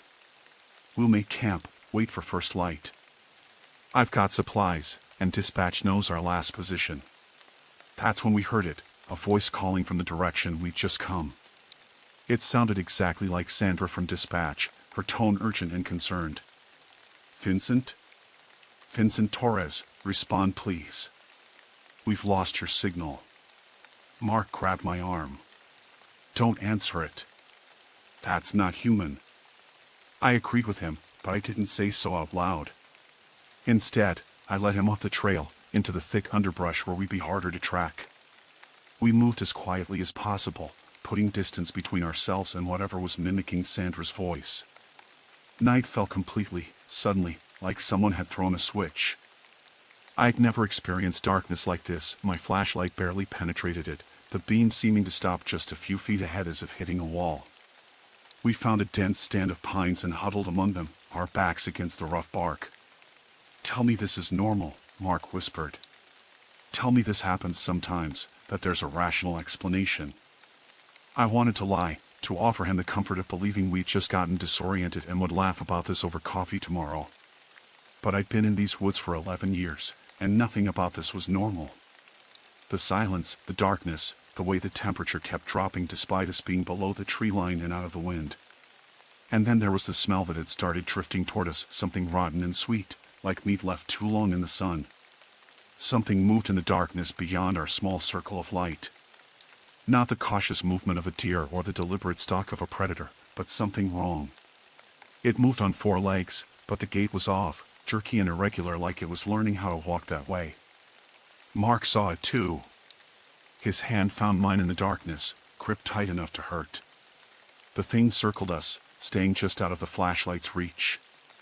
I caught glimpses, a lean flank covered in matted fur, legs that bent at too many joints, something pale that might have been a face but wasn't quite the right shape. Then it spoke in Sandra's voice again, but wrong this time, like someone had recorded her and was playing it back at the wrong speed. "Vincent, respond, we've lost signal." I didn't sleep that night. Neither did Mark. We sat back to back in the darkness, listening to the thing circle us over and over, its footsteps crunching on dead leaves. Sometimes it spoke in Sandra's voice. Sometimes it sounded like Mark's dead ex-wife, calling his name sweetly, lovingly. Once, it used my grandfather's voice, speaking in the Ojibwe he taught me as a child, words I hadn't heard in 20 years. The first light of dawn was the most beautiful thing I'd ever seen. Dawn brought no warmth, only a grudging gray light that filtered through the canopy like dirty water. The thing that had circled us all night had vanished with the darkness, but I knew better than to believe it was gone. In my 11 years as a ranger, I developed instincts about the forest, when to trust the quiet, when to read it as a warning. This silence was the wrong kind. Mark looked worse in the daylight. His face had taken a waxy pallor, and his hands trembled as he tried to pack his sleeping bag. "It's still out there," he said. "I can feel it watching." I couldn't argue with him. The back of my neck prickled with the same awareness. I'd experienced it before while tracking a wounded bear that had doubled back on us, or the time a mountain lion had shadowed me for 3 miles before losing interest. This felt similar but fundamentally different, less like being hunted by an animal and more like being studied by something intelligent and patient. We started walking as soon as we could see the ground clearly enough to avoid tripping. I kept my compass out of habit, though it still spun uselessly. My GPS remained frozen, that blinking dot in digital nowhere. Even my radio produced nothing but static, though dispatch should have been well within range. "How far to the ranger station?" Mark asked. "From the cabin, under normal circumstances, about 6 miles. I didn't mention that we'd already walked more than that yesterday, by my estimation, without getting any closer to familiar territory. The forest around us looked wrong, trees too close together, underbrush too thick, everything slightly tilted as if the land itself had shifted during the night. We pushed through a wall of scrub brush and emerged onto what should have been the main trail. I recognized the marker post, its green paint faded but visible. According to the map I carried, this trail led directly back to the parking area. A straightforward 3-hour hike. But the trail didn't look right. It curved away in both directions, forming a perfect circle around a stand of old-growth trees I'd never seen before. Each trunk was massive, easily 15 feet in diameter, their bark blackened and scarred as if by fire. But there hadn't been a forest fire in this area for over 40 years. "This is impossible," Mark said, voicing what I was thinking. "Trails don't do this. They don't just loop back on themselves for no reason." I walked to the nearest tree and placed my palm against its surface. The bark felt oily, slick with something that might have been sap but was too thick, too dark. When I pulled my hand away, my skin came back streaked with black residue that smelled like sulfur and old blood. A sound echoed through the trees, not the thing from last night, but something else. Laughter, high and bright, like children playing. It came from deeper in the forest, where the old-growth trees created a cathedral of shadows. "Kids?" Mark moved toward the sound before I could stop him. "Hey! We need help. We're lost." The laughter stopped abruptly. Then a voice, small and sweet, "We're not supposed to talk to strangers." I caught Mark's arm. "Don't. That's not children." "How do you know?" "Because no parent would let their kids this deep in the forest, this far from any marked trail." Because the voice had come from at least 50 yards away, but I heard it as clearly as if someone stood right next to us. Because everything about this situation screamed wrong in a language my bones understood even if my brain struggled to translate. "We need to keep moving," I said. "Follow me, stay close, and don't respond to anything you hear." We chose a direction at random, south, I hoped, based on the weak light filtering through the canopy, and started walking.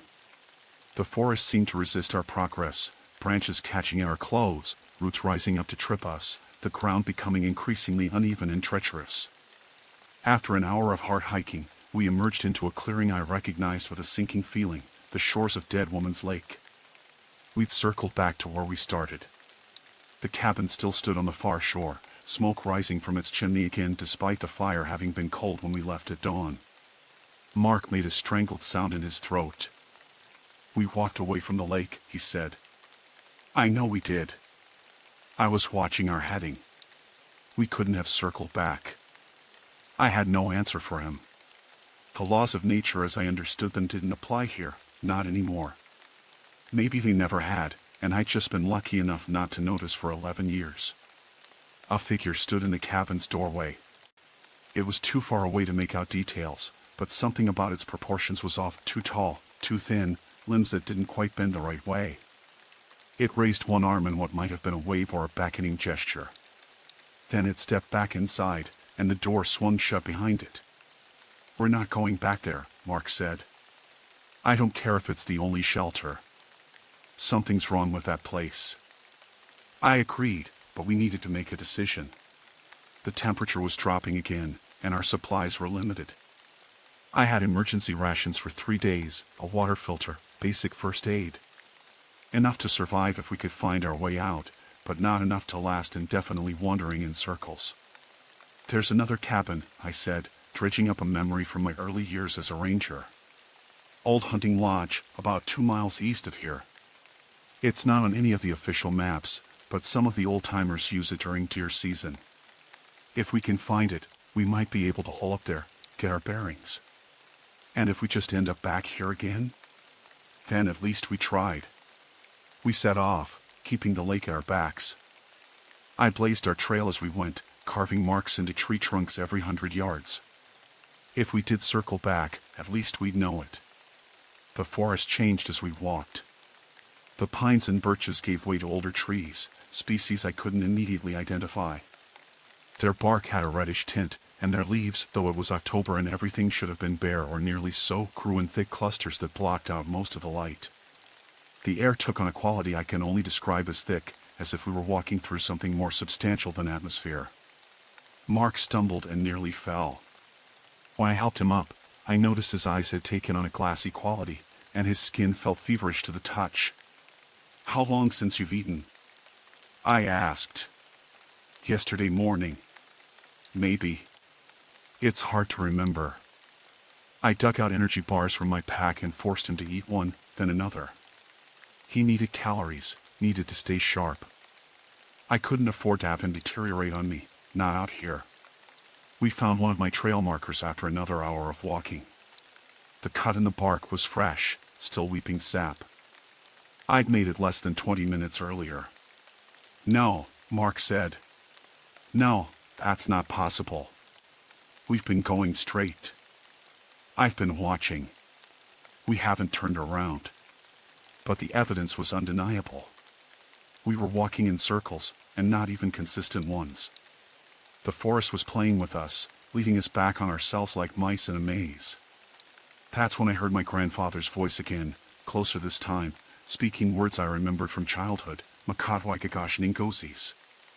Little black fox, my grandchild. His pet name for me.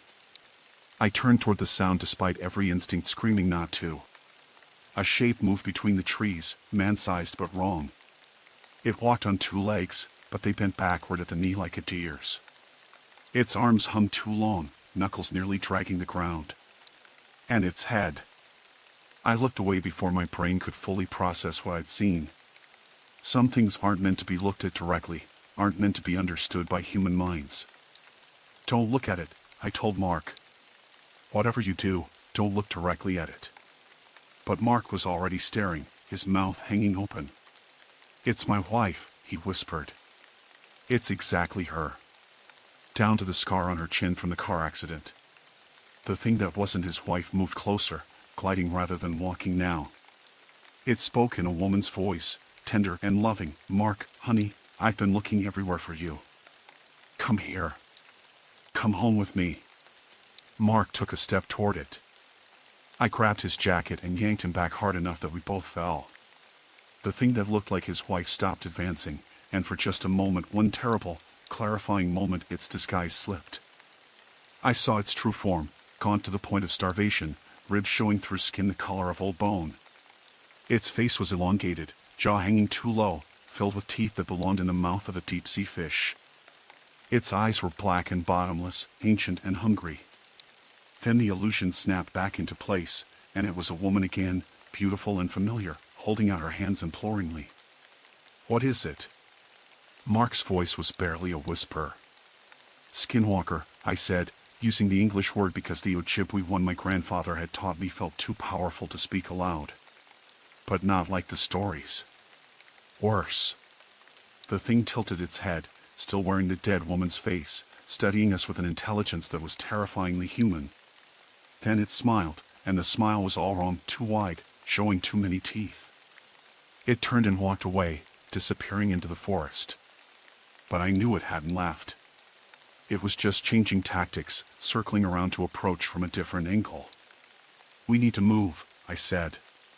"Now!" We ran. We crashed through the underbrush, branches whipping at our faces, roots trying to trip us with every step. I'd abandoned any pretense of following a trail or maintaining our bearings. The only goal now was to put distance between us and that thing, to find shelter before full darkness fell. Mark kept pace behind me, his breathing ragged but steady. Fear had burned away his exhaustion, replaced it with the sharp clarity of pure survival instinct. I knew that clarity wouldn't last. The body can only run on adrenaline for so long before it crashes, but I needed him functional for just a little while longer. The forest seemed to open up ahead of us, trees spreading apart to reveal a structure that shouldn't have been there. The hunting lodge materialized out of the shadows like it had been waiting for us, its weathered walls and sagging porch exactly as I remembered from 15 years ago, when I'd stumbled across it during my first week as a ranger. It looked different now, though. More solid, somehow, like it had gained substance in the intervening years. The windows that should have been broken and boarded up gleamed intact in the fading light. Smoke rose from a stone chimney I didn't remember being there. "Is this it?" Mark asked between gasps for air. "The lodge you mentioned?" I think so. But something's different. We approached cautiously. The porch steps creaked under our weight but held firm. The door stood slightly ajar, warm light spilling out into the gathering dusk. I pushed it open with my boot, ready to retreat if necessary. The interior was warm and welcoming, a fire crackling in a stone hearth, oil lamps casting pools of golden light, furniture that looked handmade but sturdy. A pot of something that smelled like venison stew simmered on a cast iron stove. And sitting in a rocking chair near the fire was an old man I'd never seen before. He looked up as we entered, his weathered face creasing into a smile. "Come in, come in. I've been expecting you." Every instinct I had screamed danger, but Mark was already moving toward the fire, drawn by the promise of warmth and food. I caught his arm, held him back. "Who are you?" I asked the old man. "Name's Joseph Whitehawk. I'm a guide. Been living in these woods for more years than I care to count." He gestured to chairs near the fire. "Sit. You both look like you've had a rough time of it. How did you know we were coming?" His smile didn't quite reach his eyes. "The forest tells me things. Always has. You're Vincent Torres, right? Henry Torres's grandson?" My blood went cold at the mention of my grandfather's name. Henry had been dead for 6 years, and few people had known him well enough to connect him to me. "You knew my grandfather?" "Knew him well. He taught you about the woods, didn't he?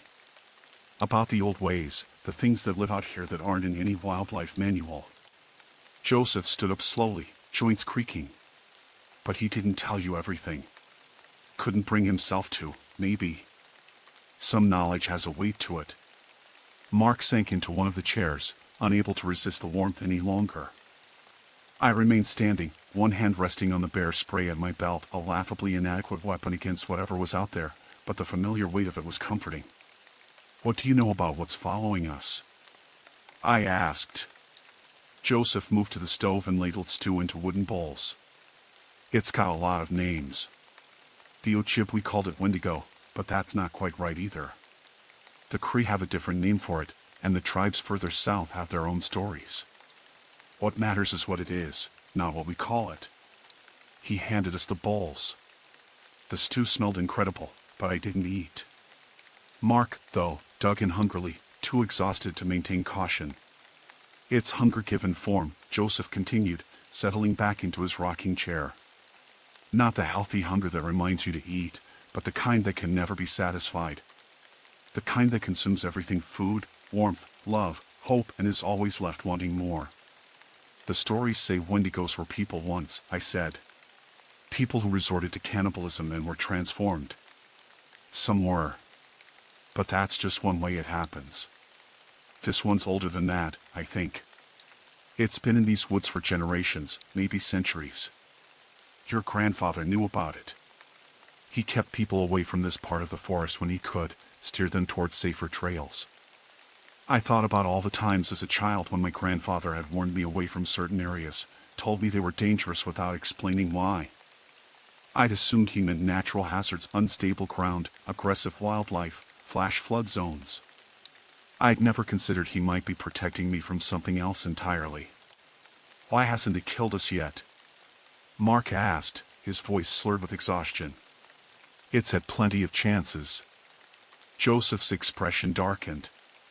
"Because it's playing with you. That's what it does. The hunger isn't just for flesh, it feeds on fear, on desperation. It wants you afraid and lost and broken before it finally takes you. There has to be a way to fight it," I said. "To stop it, or at least escape." "Oh, you can't kill it. Not with any weapon you're carrying. But you might be able to escape if you understand what it is, how it thinks." He leaned forward, firelight casting harsh shadows across his face. "It exists in the spaces between things. Between civilization and wilderness. Between the living and the dead. Between what you know and what you fear.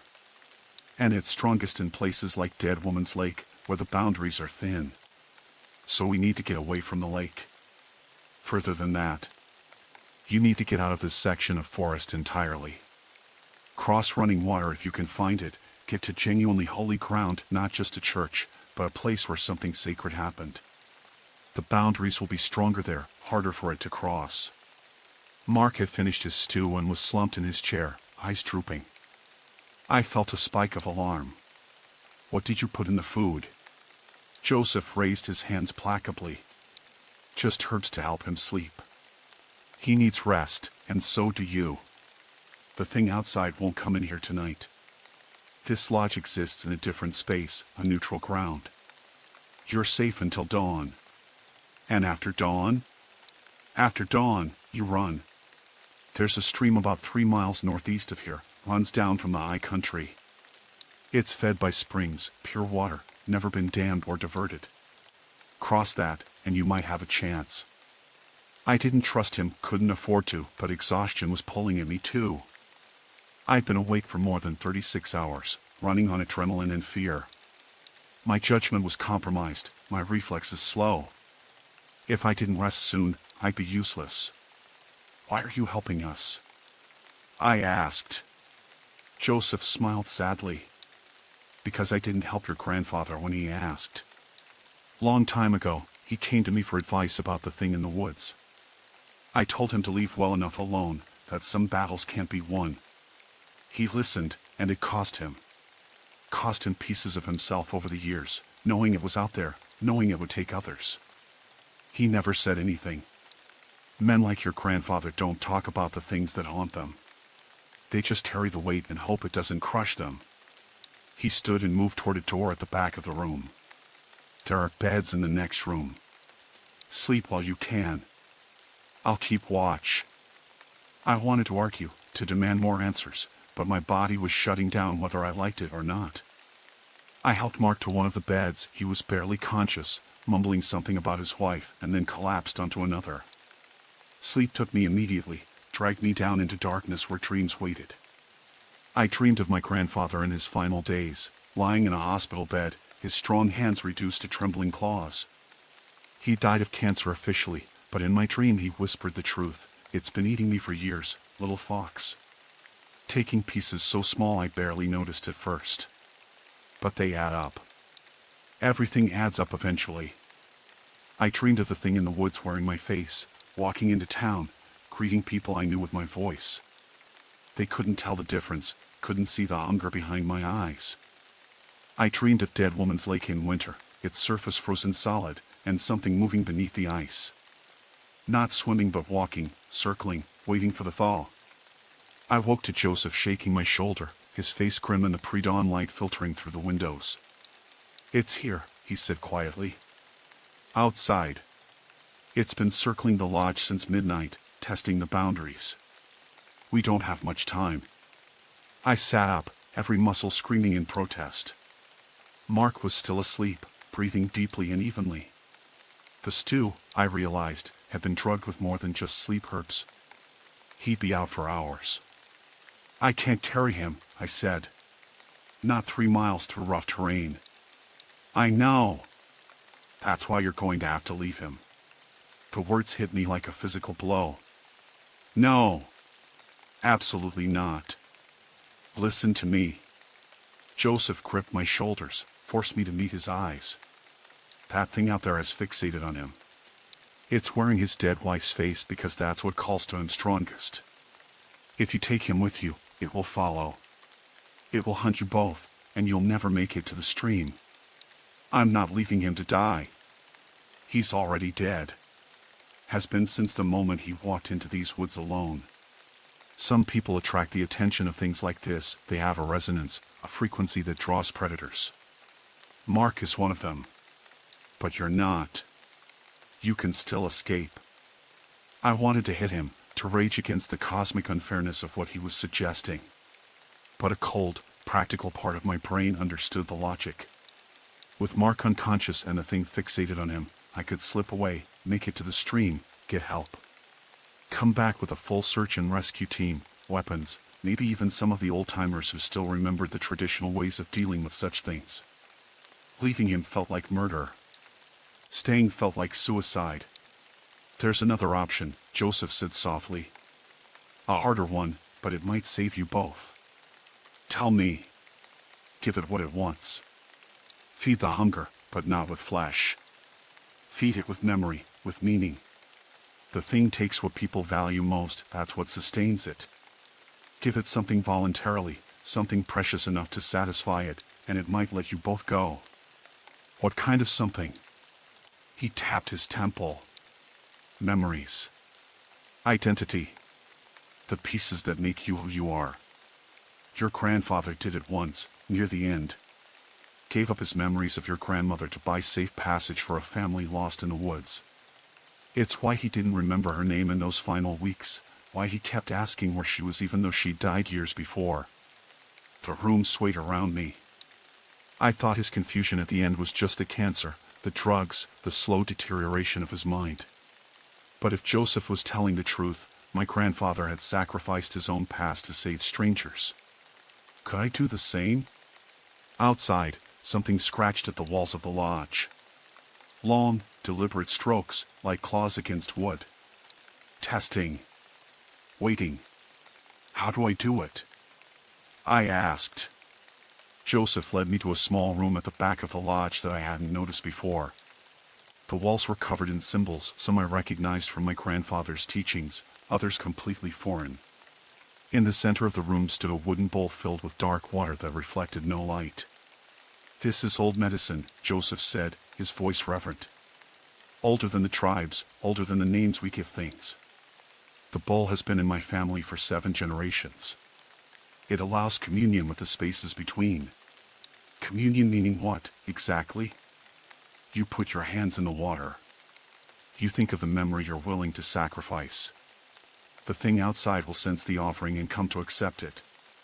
But be warned, once you begin, you can't take it back. The memory you choose will be gone completely, as if it never existed. I stared into the dark water. My reflection should have appeared on its surface, but I saw nothing, just an absolute blackness that seemed to extend down forever. What memory do I choose? Something that matters. Something with real weight. The creature feeds on meaning, not just information. A random memory of what you had for breakfast last Tuesday won't satisfy it. You need to offer something that changed you, shaped who you are. I ran through my life, cataloging moments. My first day as a ranger. The summer I'd spent with my grandfather, learning to track deer through the woods. My mother's funeral. The night I'd first kissed the woman I'd later marry and divorce. The birth of my nephew. Each memory had value, had weight, had contributed to making me who I was. How do you choose which piece of yourself to give away? How much time do I have? I asked. Minutes. Maybe less. It's getting bolder. As if to emphasize his point, the scratching at the walls intensified, joined by a low keening that set my teeth on edge. I thought about Mark, unconscious in the next room, trapped in dreams while something wearing his dead wife's face waited to devour him. I thought about all the hikers I'd guided safely out of these woods over the years, the families I'd reunited, the lives I'd protected just by doing my job. This was my job too. Protecting people. Even if it cost me. I plunged my hands into the water. It was cold beyond anything I'd experienced, not the cold of ice or winter air, but the cold of absolute zero, of entropy, of the heat death of the universe.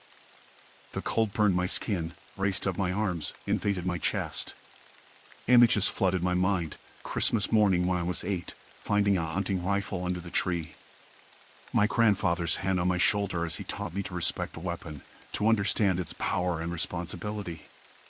The first deer I'd ever shot, and the ceremony he performed, thanking the animal for its sacrifice, explaining how everything in the forest was connected. That summer had changed me, had set me on the path to becoming who I was.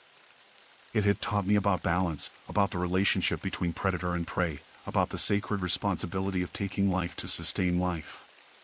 It was the most precious memory I had, the foundation of everything I believed about the natural world. I felt the presence enter the room, didn't see or hear it, but knew with absolute certainty that it had arrived. The thing from the woods stood behind me, close enough that I could smell the rot coming off it in waves. I offer this freely, I said, the words coming from somewhere deep and instinctual. Take it and leave us both unharmed. The cold intensified, became absolute.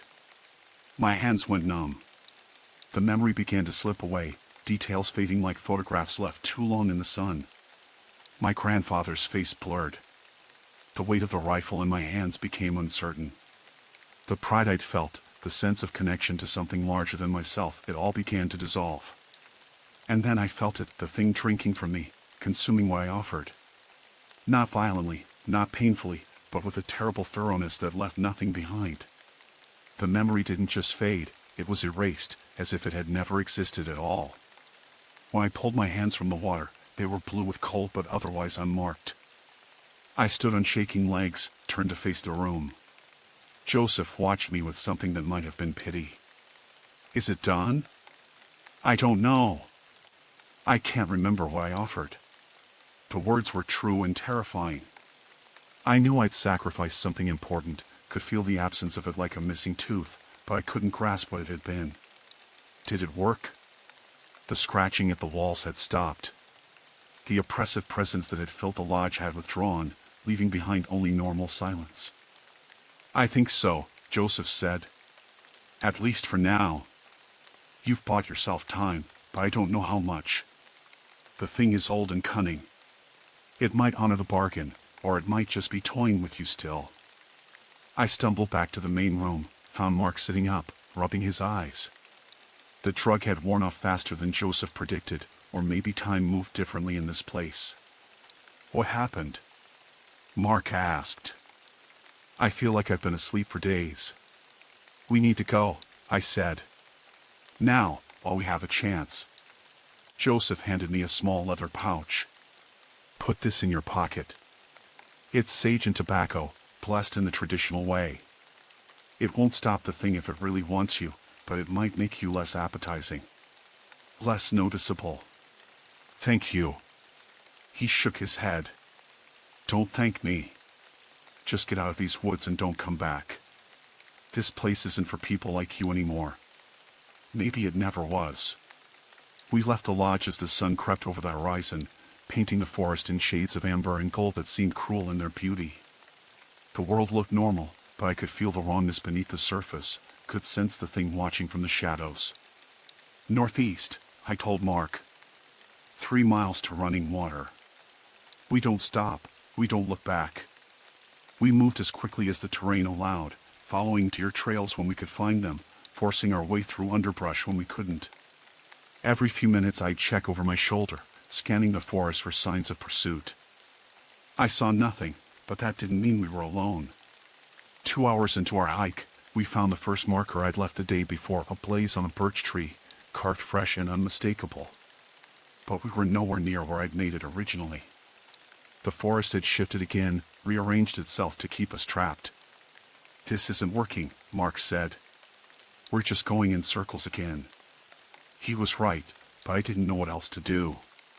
The lodge was behind us, and I wouldn't go back even if I could find it. Forward was the only option, even if forward led nowhere. That's when I heard the stream. It started as a whisper, easily missed under the sound of wind in the trees. But as we moved toward it, the sound grew clearer, running water, lots of it, moving fast over rocks.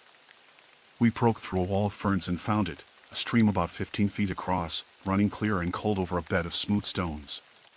It tumbled down from higher ground to the north, following a path that looked ancient and unchanging. This is it, I said.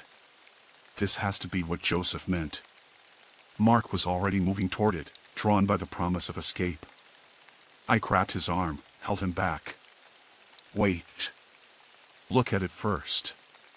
The stream looked normal, but after everything we'd experienced, normal was suspect. I picked up a stick and tossed it into the water. It floated downstream naturally, bobbing and spinning in the current. A bird called from the trees on the far side, the first bird sound I'd heard since entering this part of the forest. Real wildlife, behaving naturally. I think we're okay, I said. But we cross together, and we don't stop until we're on the other side. We waded in. The water was shockingly cold, fed by mountain springs that never saw sunlight. It came up to our knees, then our thighs as we pushed toward the center. The current was stronger than it looked, trying to sweep our feet out from under us. Mark slipped on a mossy rock and went down. I caught him before the current could take him, hauled him upright. We were almost to the far bank when I heard it. Behind us, on the shore we just left, stood the thing. In daylight, it didn't bother with disguises. I saw it clearly for the first time, roughly man-shaped but wrong in every proportion, covered in matted fur that might once have been white but was now stained and filthy. Its face was an elongated skull with skin stretched tight over bone, eyes black and depthless as holes in the world. Antlers sprouted from its head, massive and multi-pointed, decorated with scraps of fabric and hair and things I didn't want to identify. It stood at the water's edge, staring at us with those bottomless eyes. And it smiled. Not the warm smile of a human, but the satisfied smile of something that knows it has all the time in the world. It had been playing with us, I realized. Letting us think we were escaping, letting us build up hope just to taste our despair when we realized the truth. The bargain I'd made had bought us nothing. Move! I shoved Mark toward the far bank. Get to the other side. But Mark had frozen, staring at the thing. It's not my wife, he whispered. It was never my wife. I know. Move. The thing took a step toward the water. Then another. Testing the boundary, seeing if it could cross. Its foot touched the stream and jerked back as if burned. The water where it had made contact hissed and steamed, and the creature let out a shriek that was part rage and part pain. Joseph had been right about running water. The boundaries were stronger here. We scrambled up the far bank, not stopping until we put another 100 yards between us and the stream. When I finally looked back, the thing was gone. But we both knew that it wasn't over. The forest on this side of the stream was different. Not dramatically so, still pine and birch, still thick underbrush and uneven ground, but different in ways I struggled to articulate. The light fell at normal angles. The silence was the natural silence of a forest in late October, not the oppressive wait we'd endured for the past 2 days. Birds called. Small animals rustled in the leaves. It felt real in a way the other side hadn't. Mark sank down against a tree, his whole body shaking. What was that thing? What the hell was it? I don't know the whole truth, I admitted. Something old, something that's been in these woods longer than any of us. The stories call it different names, but names don't really matter. What matters is that it's behind us now. For how long? That was the question, wasn't it? The thing had been stopped by running water, but how permanent was that barrier? Would it find a way across, or would it simply wait on the other side, patient and hungry, for the next lost hiker to wander into its territory? I pulled out my radio and, miracle of miracles, got static instead of silence. I adjusted the frequency and tried again. Any Park Service unit, this is Ranger Vincent Torres. Does anyone copy? For a long moment, nothing. Then, crackling and faint but unmistakably real, Vincent? This is Sandra. Oh my God, where are you? We've had search teams out for 2 days. 2 days. We'd been in the woods for 2 days. It had felt like weeks. I gave her our approximate position as best I could determine without GPS, which was still frozen on that blank screen. She promised to send a team to our location, told us to stay put and stay safe. The rescue took 3 hours. During that time, Mark and I barely spoke. What was there to say? We'd survived something that defied rational explanation, something that shouldn't exist according to everything we understood about the natural world. But it did exist. And now we have to live with that knowledge. The rescue team found us just before noon, 3 rangers I knew well, their faces flooding with relief when they spotted us. They had medical supplies, water, protein bars, everything we needed. They also had questions. I stuck to the basics. We'd gotten disoriented, followed the wrong trail, spent 2 nights in the forest before finding our way to the stream. Equipment failure explained the GPS and compass problems. The cold explained our condition. It was all perfectly reasonable and completely inadequate. They didn't push. Rangers knew that woods could do strange things to people, make them see and hear things that weren't there. Exhaustion and hypothermia caused hallucinations. Everyone nodded and made notes and accepted the simple explanation because the alternative was too disturbing. Mark corroborated my story without embellishment. I could see in his eyes that he wanted to tell the truth, wanted to warn them about what waited on the other side of the stream, but what would be the point? Who would believe us? We were taken to the nearest hospital, a small facility in the town of Pine Ridge, 40 miles from the forest. The doctors checked us over, pronounced us miraculously healthy considering our ordeal. Mark had mild frostbite on his toes. I had lost 8 pounds. Both of us were dehydrated and exhausted, but otherwise intact. Physically intact, anyway. They kept us overnight for observation. I lay in the hospital bed, staring at the ceiling, trying to remember what I'd sacrificed. The absence nagged at me, a gap in my personal history that I could sense but not define. Something important from my childhood, something involving my grandfather. But the details were gone, erased as thoroughly as if they'd never existed. In the morning, they released us.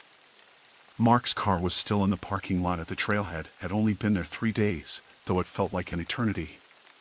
He drove back to Wisconsin that same day, promising to stay in touch. I never heard from him again. I took a week of leave, spent it trying to research the thing in the woods. I dug through archives, talked to old-timers who remembered the stories, even reached out to tribal elders who were willing to speak with an outsider.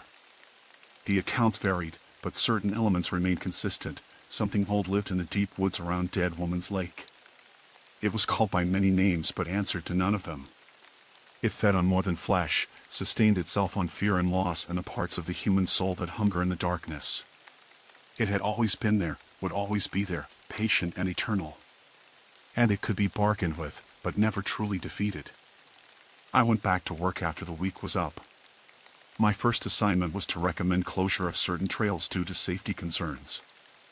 I put the Kitschy Trail at the top of the list, along with everything that led toward Dead Woman's Lake. The Forest Service approved the closure without question. New signs went up, trail closed, hazardous conditions. They'd stay closed, I was told, until a full safety review could be completed. That review would never be completed. I'd make sure of it. Joseph Whitehawk's name appeared in no records I could find. No hunting licenses, no property deeds, no birth certificate. The lodge where we'd sheltered didn't exist on any map, official or otherwise. When I tried to find it again, driven by a need to thank him, to understand what had really happened, the forest yielded nothing. Just trees and undergrowth, miles of wilderness that looked the same in every direction. I never saw the old man again, but sometimes I felt him watching, a presence at the edge of my awareness reminding me that some debts can never be fully repaid. 6 months later, I was leading a training session for new rangers when one of them asked me about the closed trails. "What's really out there?" she asked. "I've heard stories." I thought about lying, about giving her the official explanation. But something in her eyes, a sharpness, an awareness, made me reconsider. "What kind of stories?" I asked. "The old-timers say there's something in the woods. Something that's been there since before the white settlers came, maybe before the tribes. They say it takes people sometimes, that the smart ones don't go looking for it." I studied her face, trying to gauge how serious she was. "You believe in those stories?" "I believe in respecting things I don't understand. My grandmother was Ojibwe. She taught me there's more in the world than what we can see and measure. You don't have to believe something for it to be real." "Your grandmother sounds wise." She was. She also told me that some knowledge has a price. That knowing certain things changes you. She met my eyes directly. "I'm guessing you know what she meant." I did. More than she could imagine. That night, I had the dream again, the one that had repeated every week since I'd returned from the woods. In it, I stood at the edge of Dead Woman's Lake, watching the surface reflect a sky full of stars. And across the water, barely visible in the darkness, something watched me back. In the dream, I always knew it was waiting. Not for me specifically, but for anyone foolish or unlucky enough to wander into its territory. It had patience measured in centuries. It could wait. I always woke from this dream with my heart racing, hands clutching the sheets, the smell of rot and old blood lingering in my nostrils. And I always felt the absence where my sacrificed memory used to be, a hole in my history that ached like a phantom limb. But I also felt grateful, in a strange way. I'd gone into those woods as someone who believed the natural world could be understood, cataloged, controlled. I'd emerged knowing the truth. We live in a world where boundaries are thinner than we'd like to believe, where ancient things persist in the spaces we've forgotten to watch. That knowledge had cost me something precious. But it might save someone else's life someday, if I could steer them away from places where the boundaries were weakest. The closed trails remained closed. Every few months, someone would petition to reopen them, hikers who missed the scenic views, hunters who remembered good spots near the lake. I denied every request, invented new safety concerns, buried the petitions in bureaucratic red tape. And every few months, I'd take a patrol out to the stream, checking to make sure the signs were still in place, the trail markers still clear. I'd stand on the bank and look across at the forest on the other side, at Dead Woman's Lake hidden in its depths. Sometimes I'd see tracks in the mud on the opposite shore, prints that were almost human but not quite, too large and shaped wrong.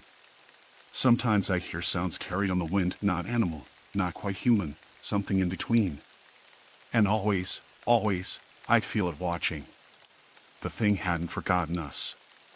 It was still there, patient and hungry, waiting for the next person to cross its boundary. Maybe it was angry about the bargain we'd struck, about the trails I'd closed.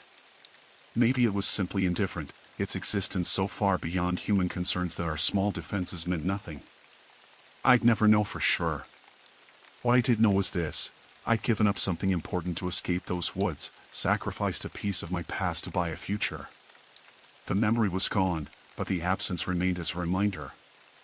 Some prices are worth paying. Some knowledge is worth the cost. And some boundaries exist for very good reasons, even if we've forgotten why. I keep the leather pouch Joseph gave me in my desk drawer, wrapped in cloth to preserve it. Sometimes, when the dreams are particularly bad, I take it out and hold it, feeling the weight of the sage and tobacco inside. It's a reminder that the old ways still have power, that there are traditions older than science, older than reason. On those nights, I think about my grandfather and wonder what he sacrificed to keep others safe. I think about Joseph Whitehawk and his mysterious lodge, existing in the spaces between things. I think about Mark and hope he found some kind of peace with what we experienced. But mostly, I think about the thing in the woods, and I know with absolute certainty that it's still out there. Waiting. Hungry. Patient. And I'll do everything in my power to make sure no one else has to face it the way we did. Because that's my job now, not just protecting people from natural hazards, but from the unnatural ones as well. From the things that exist in the gaps between what we know and what we fear, in the deep places where the boundaries grow thin. It's a lonely job, carrying knowledge that can't be shared, protecting people from threats they don't believe in. But someone has to do it. Someone has to remember, even when the memories themselves have been taken away. Someone has to watch the boundaries. And someone has to make sure that the closed trails stay closed.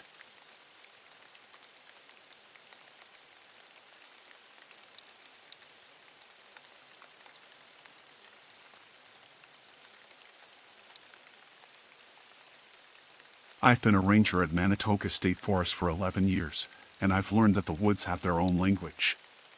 The rustle of leaves, the crack of branches, the distant calls of wildlife, they all tell stories if you know how to listen. But silence, real silence, is different. It's the forest holding its breath, waiting for something to pass. I should have paid attention the first time I heard it. My name doesn't matter much now. What matters is what I saw during those 72 hours in October, and why I'm writing this down before I hand in my resignation. The state will probably bury this report, call it stress or exhaustion, but I know what happened out there. I know what's still out there. Manitoga sprawls across 43,000 acres of dense forest in northern Wisconsin, a tangled maze of birch, maple, and ancient pine that predates European settlement by centuries. The Ojibwe called this place Manitoga, place of the spirits, and avoided certain areas entirely.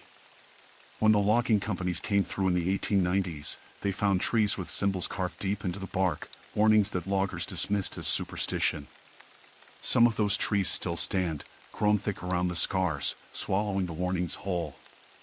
The ranger station sits on the southern edge of the forest, a squat building of weathered timber with solar panels bolted to the roof and a radio antenna that only works when the weather cooperates.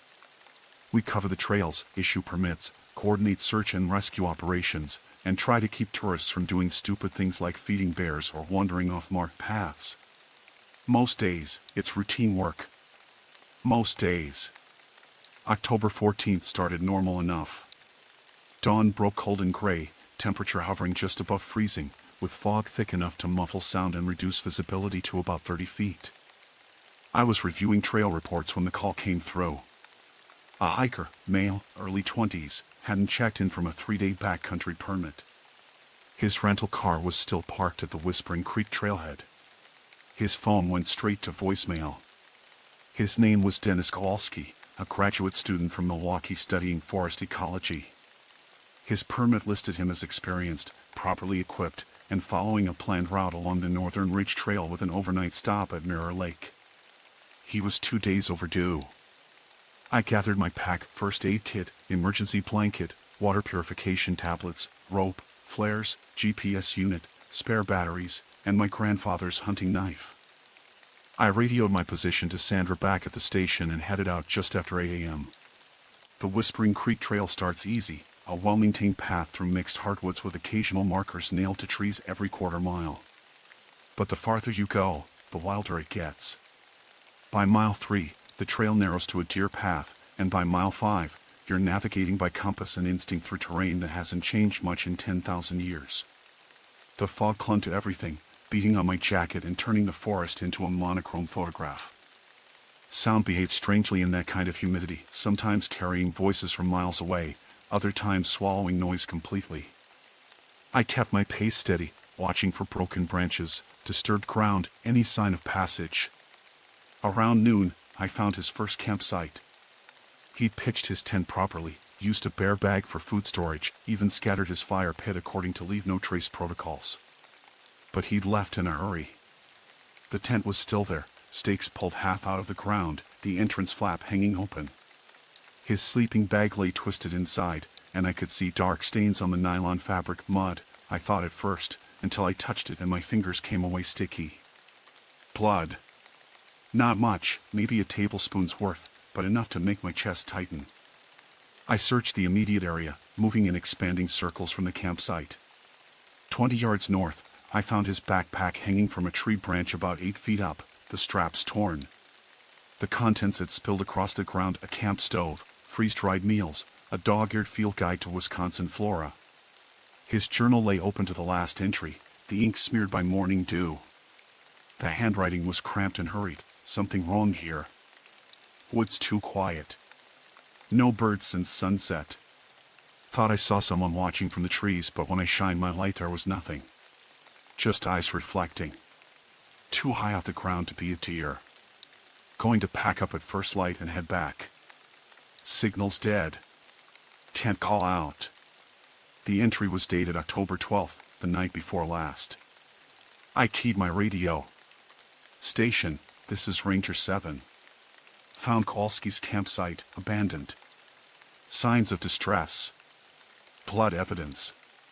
Continuing north toward Mirror Lake. Over. Static crackled back at me, Sandra's voice cutting in and out. Copy, weather system, lose contact, check-in, hour. Then nothing but white noise. I tried twice more, got the same result, and clipped the radio back to my belt. The GPS still worked, satellite signal didn't care about weather, but I was effectively alone out here until I got back to higher ground or the storm system passed. The trail to Mirror Lake climbed steadily through dense pine forest, the kind of old growth that blocked out the sky and turned midday into twilight. The fog had lifted slightly, but the temperature was dropping. I could see my breath, and ice was forming on the edges of puddles. I found the second sign about a mile from the lake, a boot print in soft mud, deep and uneven, like someone running. Then another, and another, spaced far apart. Following them, I noticed something odd. The prints were erratic, zigzagging between trees, doubling back on themselves. Panic running, the kind of sprint people do when they're not thinking about direction, just distance. But there were other prints too. Barefoot impressions, elongated and long somehow, the toes too long and the stride too wide. They paralleled Dennis's boots for a stretch, then crossed directly over them. Whatever made those prints had been following him. The tracks led to a rocky outcrop overlooking Mirror Lake, a pristine body of water about 200 yards across, ringed by white pine and fed by an underground spring that kept it crystal clear year-round. The lake had a reputation for strange disappearances. 3 people in the last 50 years, all solo hikers, all vanished without a trace. The Ojibwe stories said the lake was a thin place, where the boundary between worlds wore down. I stood at the edge of the outcrop, studying the lake below. The surface was absolutely still, reflecting the gray sky like polished obsidian. No wind, no ripples. And silent. I realized I hadn't heard a single bird call in over an hour, no squirrels chittering, no insects. Just my own breathing and the creak of pine branches. That's when I saw the cabin. It sat on the far shore, barely visible through the trees, a structure that shouldn't have existed. This was protected wilderness, no development allowed for 100 years. But there it was, a small log building with a peaked roof and a stone chimney. Smoke curled from the top. I checked my map. Nothing. I checked the GPS. According to the satellite data, I was looking at empty forest. I made my way down to the shoreline, moving carefully over loose rocks and exposed roots. Up close, the cabin looked old but maintained, the logs dark with age but the chinking fresh. The windows were shuttered from the inside. A neat stack of split firewood leaned against the wall. The door was ajar. "Hello?" My voice sounded flat, absorbed by the trees. "Park service. Anyone home?" No answer. I pushed the door open with my boot. It swung inward without a sound, well-oiled hinges. The interior was a single room, maybe 15 feet square, with a stone fireplace, a rough-hewn table, 2 chairs, and a narrow bed frame with a bare mattress.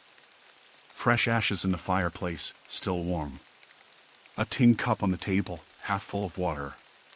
But no sign of occupation, no personal effects, nothing to indicate who might be staying here. Then I saw the walls. Every surface was covered in carvings, symbols cut deep into the wood with a sharp blade. Some I recognized Ojibwe pictographs for danger, death, boundary. Others were unfamiliar, geometric patterns that hurt to look at, like they couldn't decide what shape they were supposed to be. And all of them, every single symbol, had been carved from the inside. Someone had been trapped in here, cutting warnings into the walls. At the far end of the room, near the bed, the carvings became frantic, overlapping layers of cuts that formed words in English. Don't look at it. Don't let it touch you. It wears faces. Mirror is wrong. My skin prickled. I backed toward the door, keeping my eyes on the interior, and that's when I noticed the mirror. It hung opposite the entrance, an old-fashioned thing with a tarnished silver frame. The reflection showed the cabin interior exactly as it was: table, chairs, fireplace, me standing in the doorway. But the door behind me, the one I pushed open, was closed in the reflection. I turned. The real door stood open. I looked back at the mirror. Closed. I got out of that cabin fast, not quite running but close. My grandfather had been full of stories about the old ways, things his grandmother told him about places you didn't go and rules you didn't break. Never trust a mirror in the deep woods. Never answer if something calls your name 3 times. Never follow lights after dark. And never, under any circumstances, let something see you watching it. The light was fading, evening coming early under the heavy cloud cover. I had maybe 2 hours before full dark, not enough time to make it back to the station. I needed to set up camp, build a fire, wait for morning. But first, I needed to find Dennis Kowalski. I circled the lake, moving counterclockwise, watching the ground for tracks. The bare footprints appeared again on the northern shore, fresh enough that water still seeped into the depressions. They led into the forest, moving parallel to a dry creek bed choked with dead leaves. I followed them for half a mile before I found him. He was sitting against a birch tree, legs extended, head tilted back like he was resting. His jacket was torn, his hands covered in scratches and dried blood. His eyes were open, staring up at the canopy. Dennis? I approached slowly, hand on my radio. Dennis Kowalski? I'm a ranger. Can you hear me? He didn't move. Didn't blink. I knelt beside him, reached for his neck to check for a pulse. His skin was cold, body stiff. Dead for hours, probably since morning. But there was no obvious cause, no major injuries, no signs of animal attack. Just those scratches on his hands, defensive wounds. Then I saw his feet. Bare. Boots and socks missing. And the soles were worn raw, skin shredded like he'd run miles over rough ground. The same distinctive prints I'd been following. My hand froze on his neck. If Dennis had been dead since morning, then who or what had made those fresh tracks by the lake? Something moved in my peripheral vision. I snapped my head around, saw nothing but trees and shadows. But I felt it now, the weight of attention, the sensation of being observed by something patient and hungry. The woods had gone completely silent. I stood slowly, backing away from the body, every instinct screaming at me to run. But running gets you killed in situations like this. Running triggers a chase response. Instead, I moved deliberately, keeping my back to the thick birch trunk, eyes scanning the darkening forest. That's when I heard it. A voice, distant but clear, calling from somewhere near the lake. Hey! Hey, is someone there? I'm lost. Please help. My voice. My exact voice, with the same inflection I'd used calling into the cabin. The thing that had been following Dennis had learned to mimic human speech. And it was calling me back to the water. I started moving, not toward the lake but perpendicular to it, heading west toward higher ground. The voice called again, closer now, and I could hear branches breaking, something large pushing through the undergrowth. Not running, walking, matching my pace exactly, staying just out of sight. Please. I can see your light. Don't leave me out here. The sun dropped below the horizon, and the forest plunged into darkness so complete I had to fumble for my flashlight. The beam cut through the black, illuminating tree trunks and undergrowth but creating pockets of impenetrable shadow. Everything outside that narrow cone of light ceased to exist. I kept walking, compass in one hand, flashlight in the other, trying to maintain a straight line west. Behind me, the voice had stopped calling. That was worse somehow. At least when it was making noise, I knew where it was. Ahead, I saw a flicker of orange light between the trees. Firelight. I approached cautiously and found a small clearing where someone had built a campfire, the flames dancing in a carefully constructed stone ring. A tent stood nearby, stakes driven deep, the rain fly properly secured. My tent. My equipment. The exact setup I'd left behind at the trailhead this morning, but somehow transported here, miles into the wilderness. I swept my flashlight around the clearing. My backpack sat propped against a log. My sleeping bag was laid out inside the tent. Even my spare clothes were folded neatly beside the fire. It was perfect. A safe, warm camp waiting for me. Everything my exhausted brain wanted to believe was real. But I hadn't set this up. I'd been carrying my pack the entire day. Which meant something had arranged this. Something that wanted me to stay. I heard footsteps behind me, slow and measured. I spun, flashlight up, and saw a figure standing at the edge of the clearing. Man-shaped, roughly my height, wearing clothes that looked like they were made from shadow and bark. The face was drawn too smooth, features slightly off-center, like a photograph printed on rubber and stretched. It was wearing Dennis Kowalski's face. The mouth moved, and my voice came out. Thank God. I thought I was alone out here. Did you find him? Did you find me? I ran.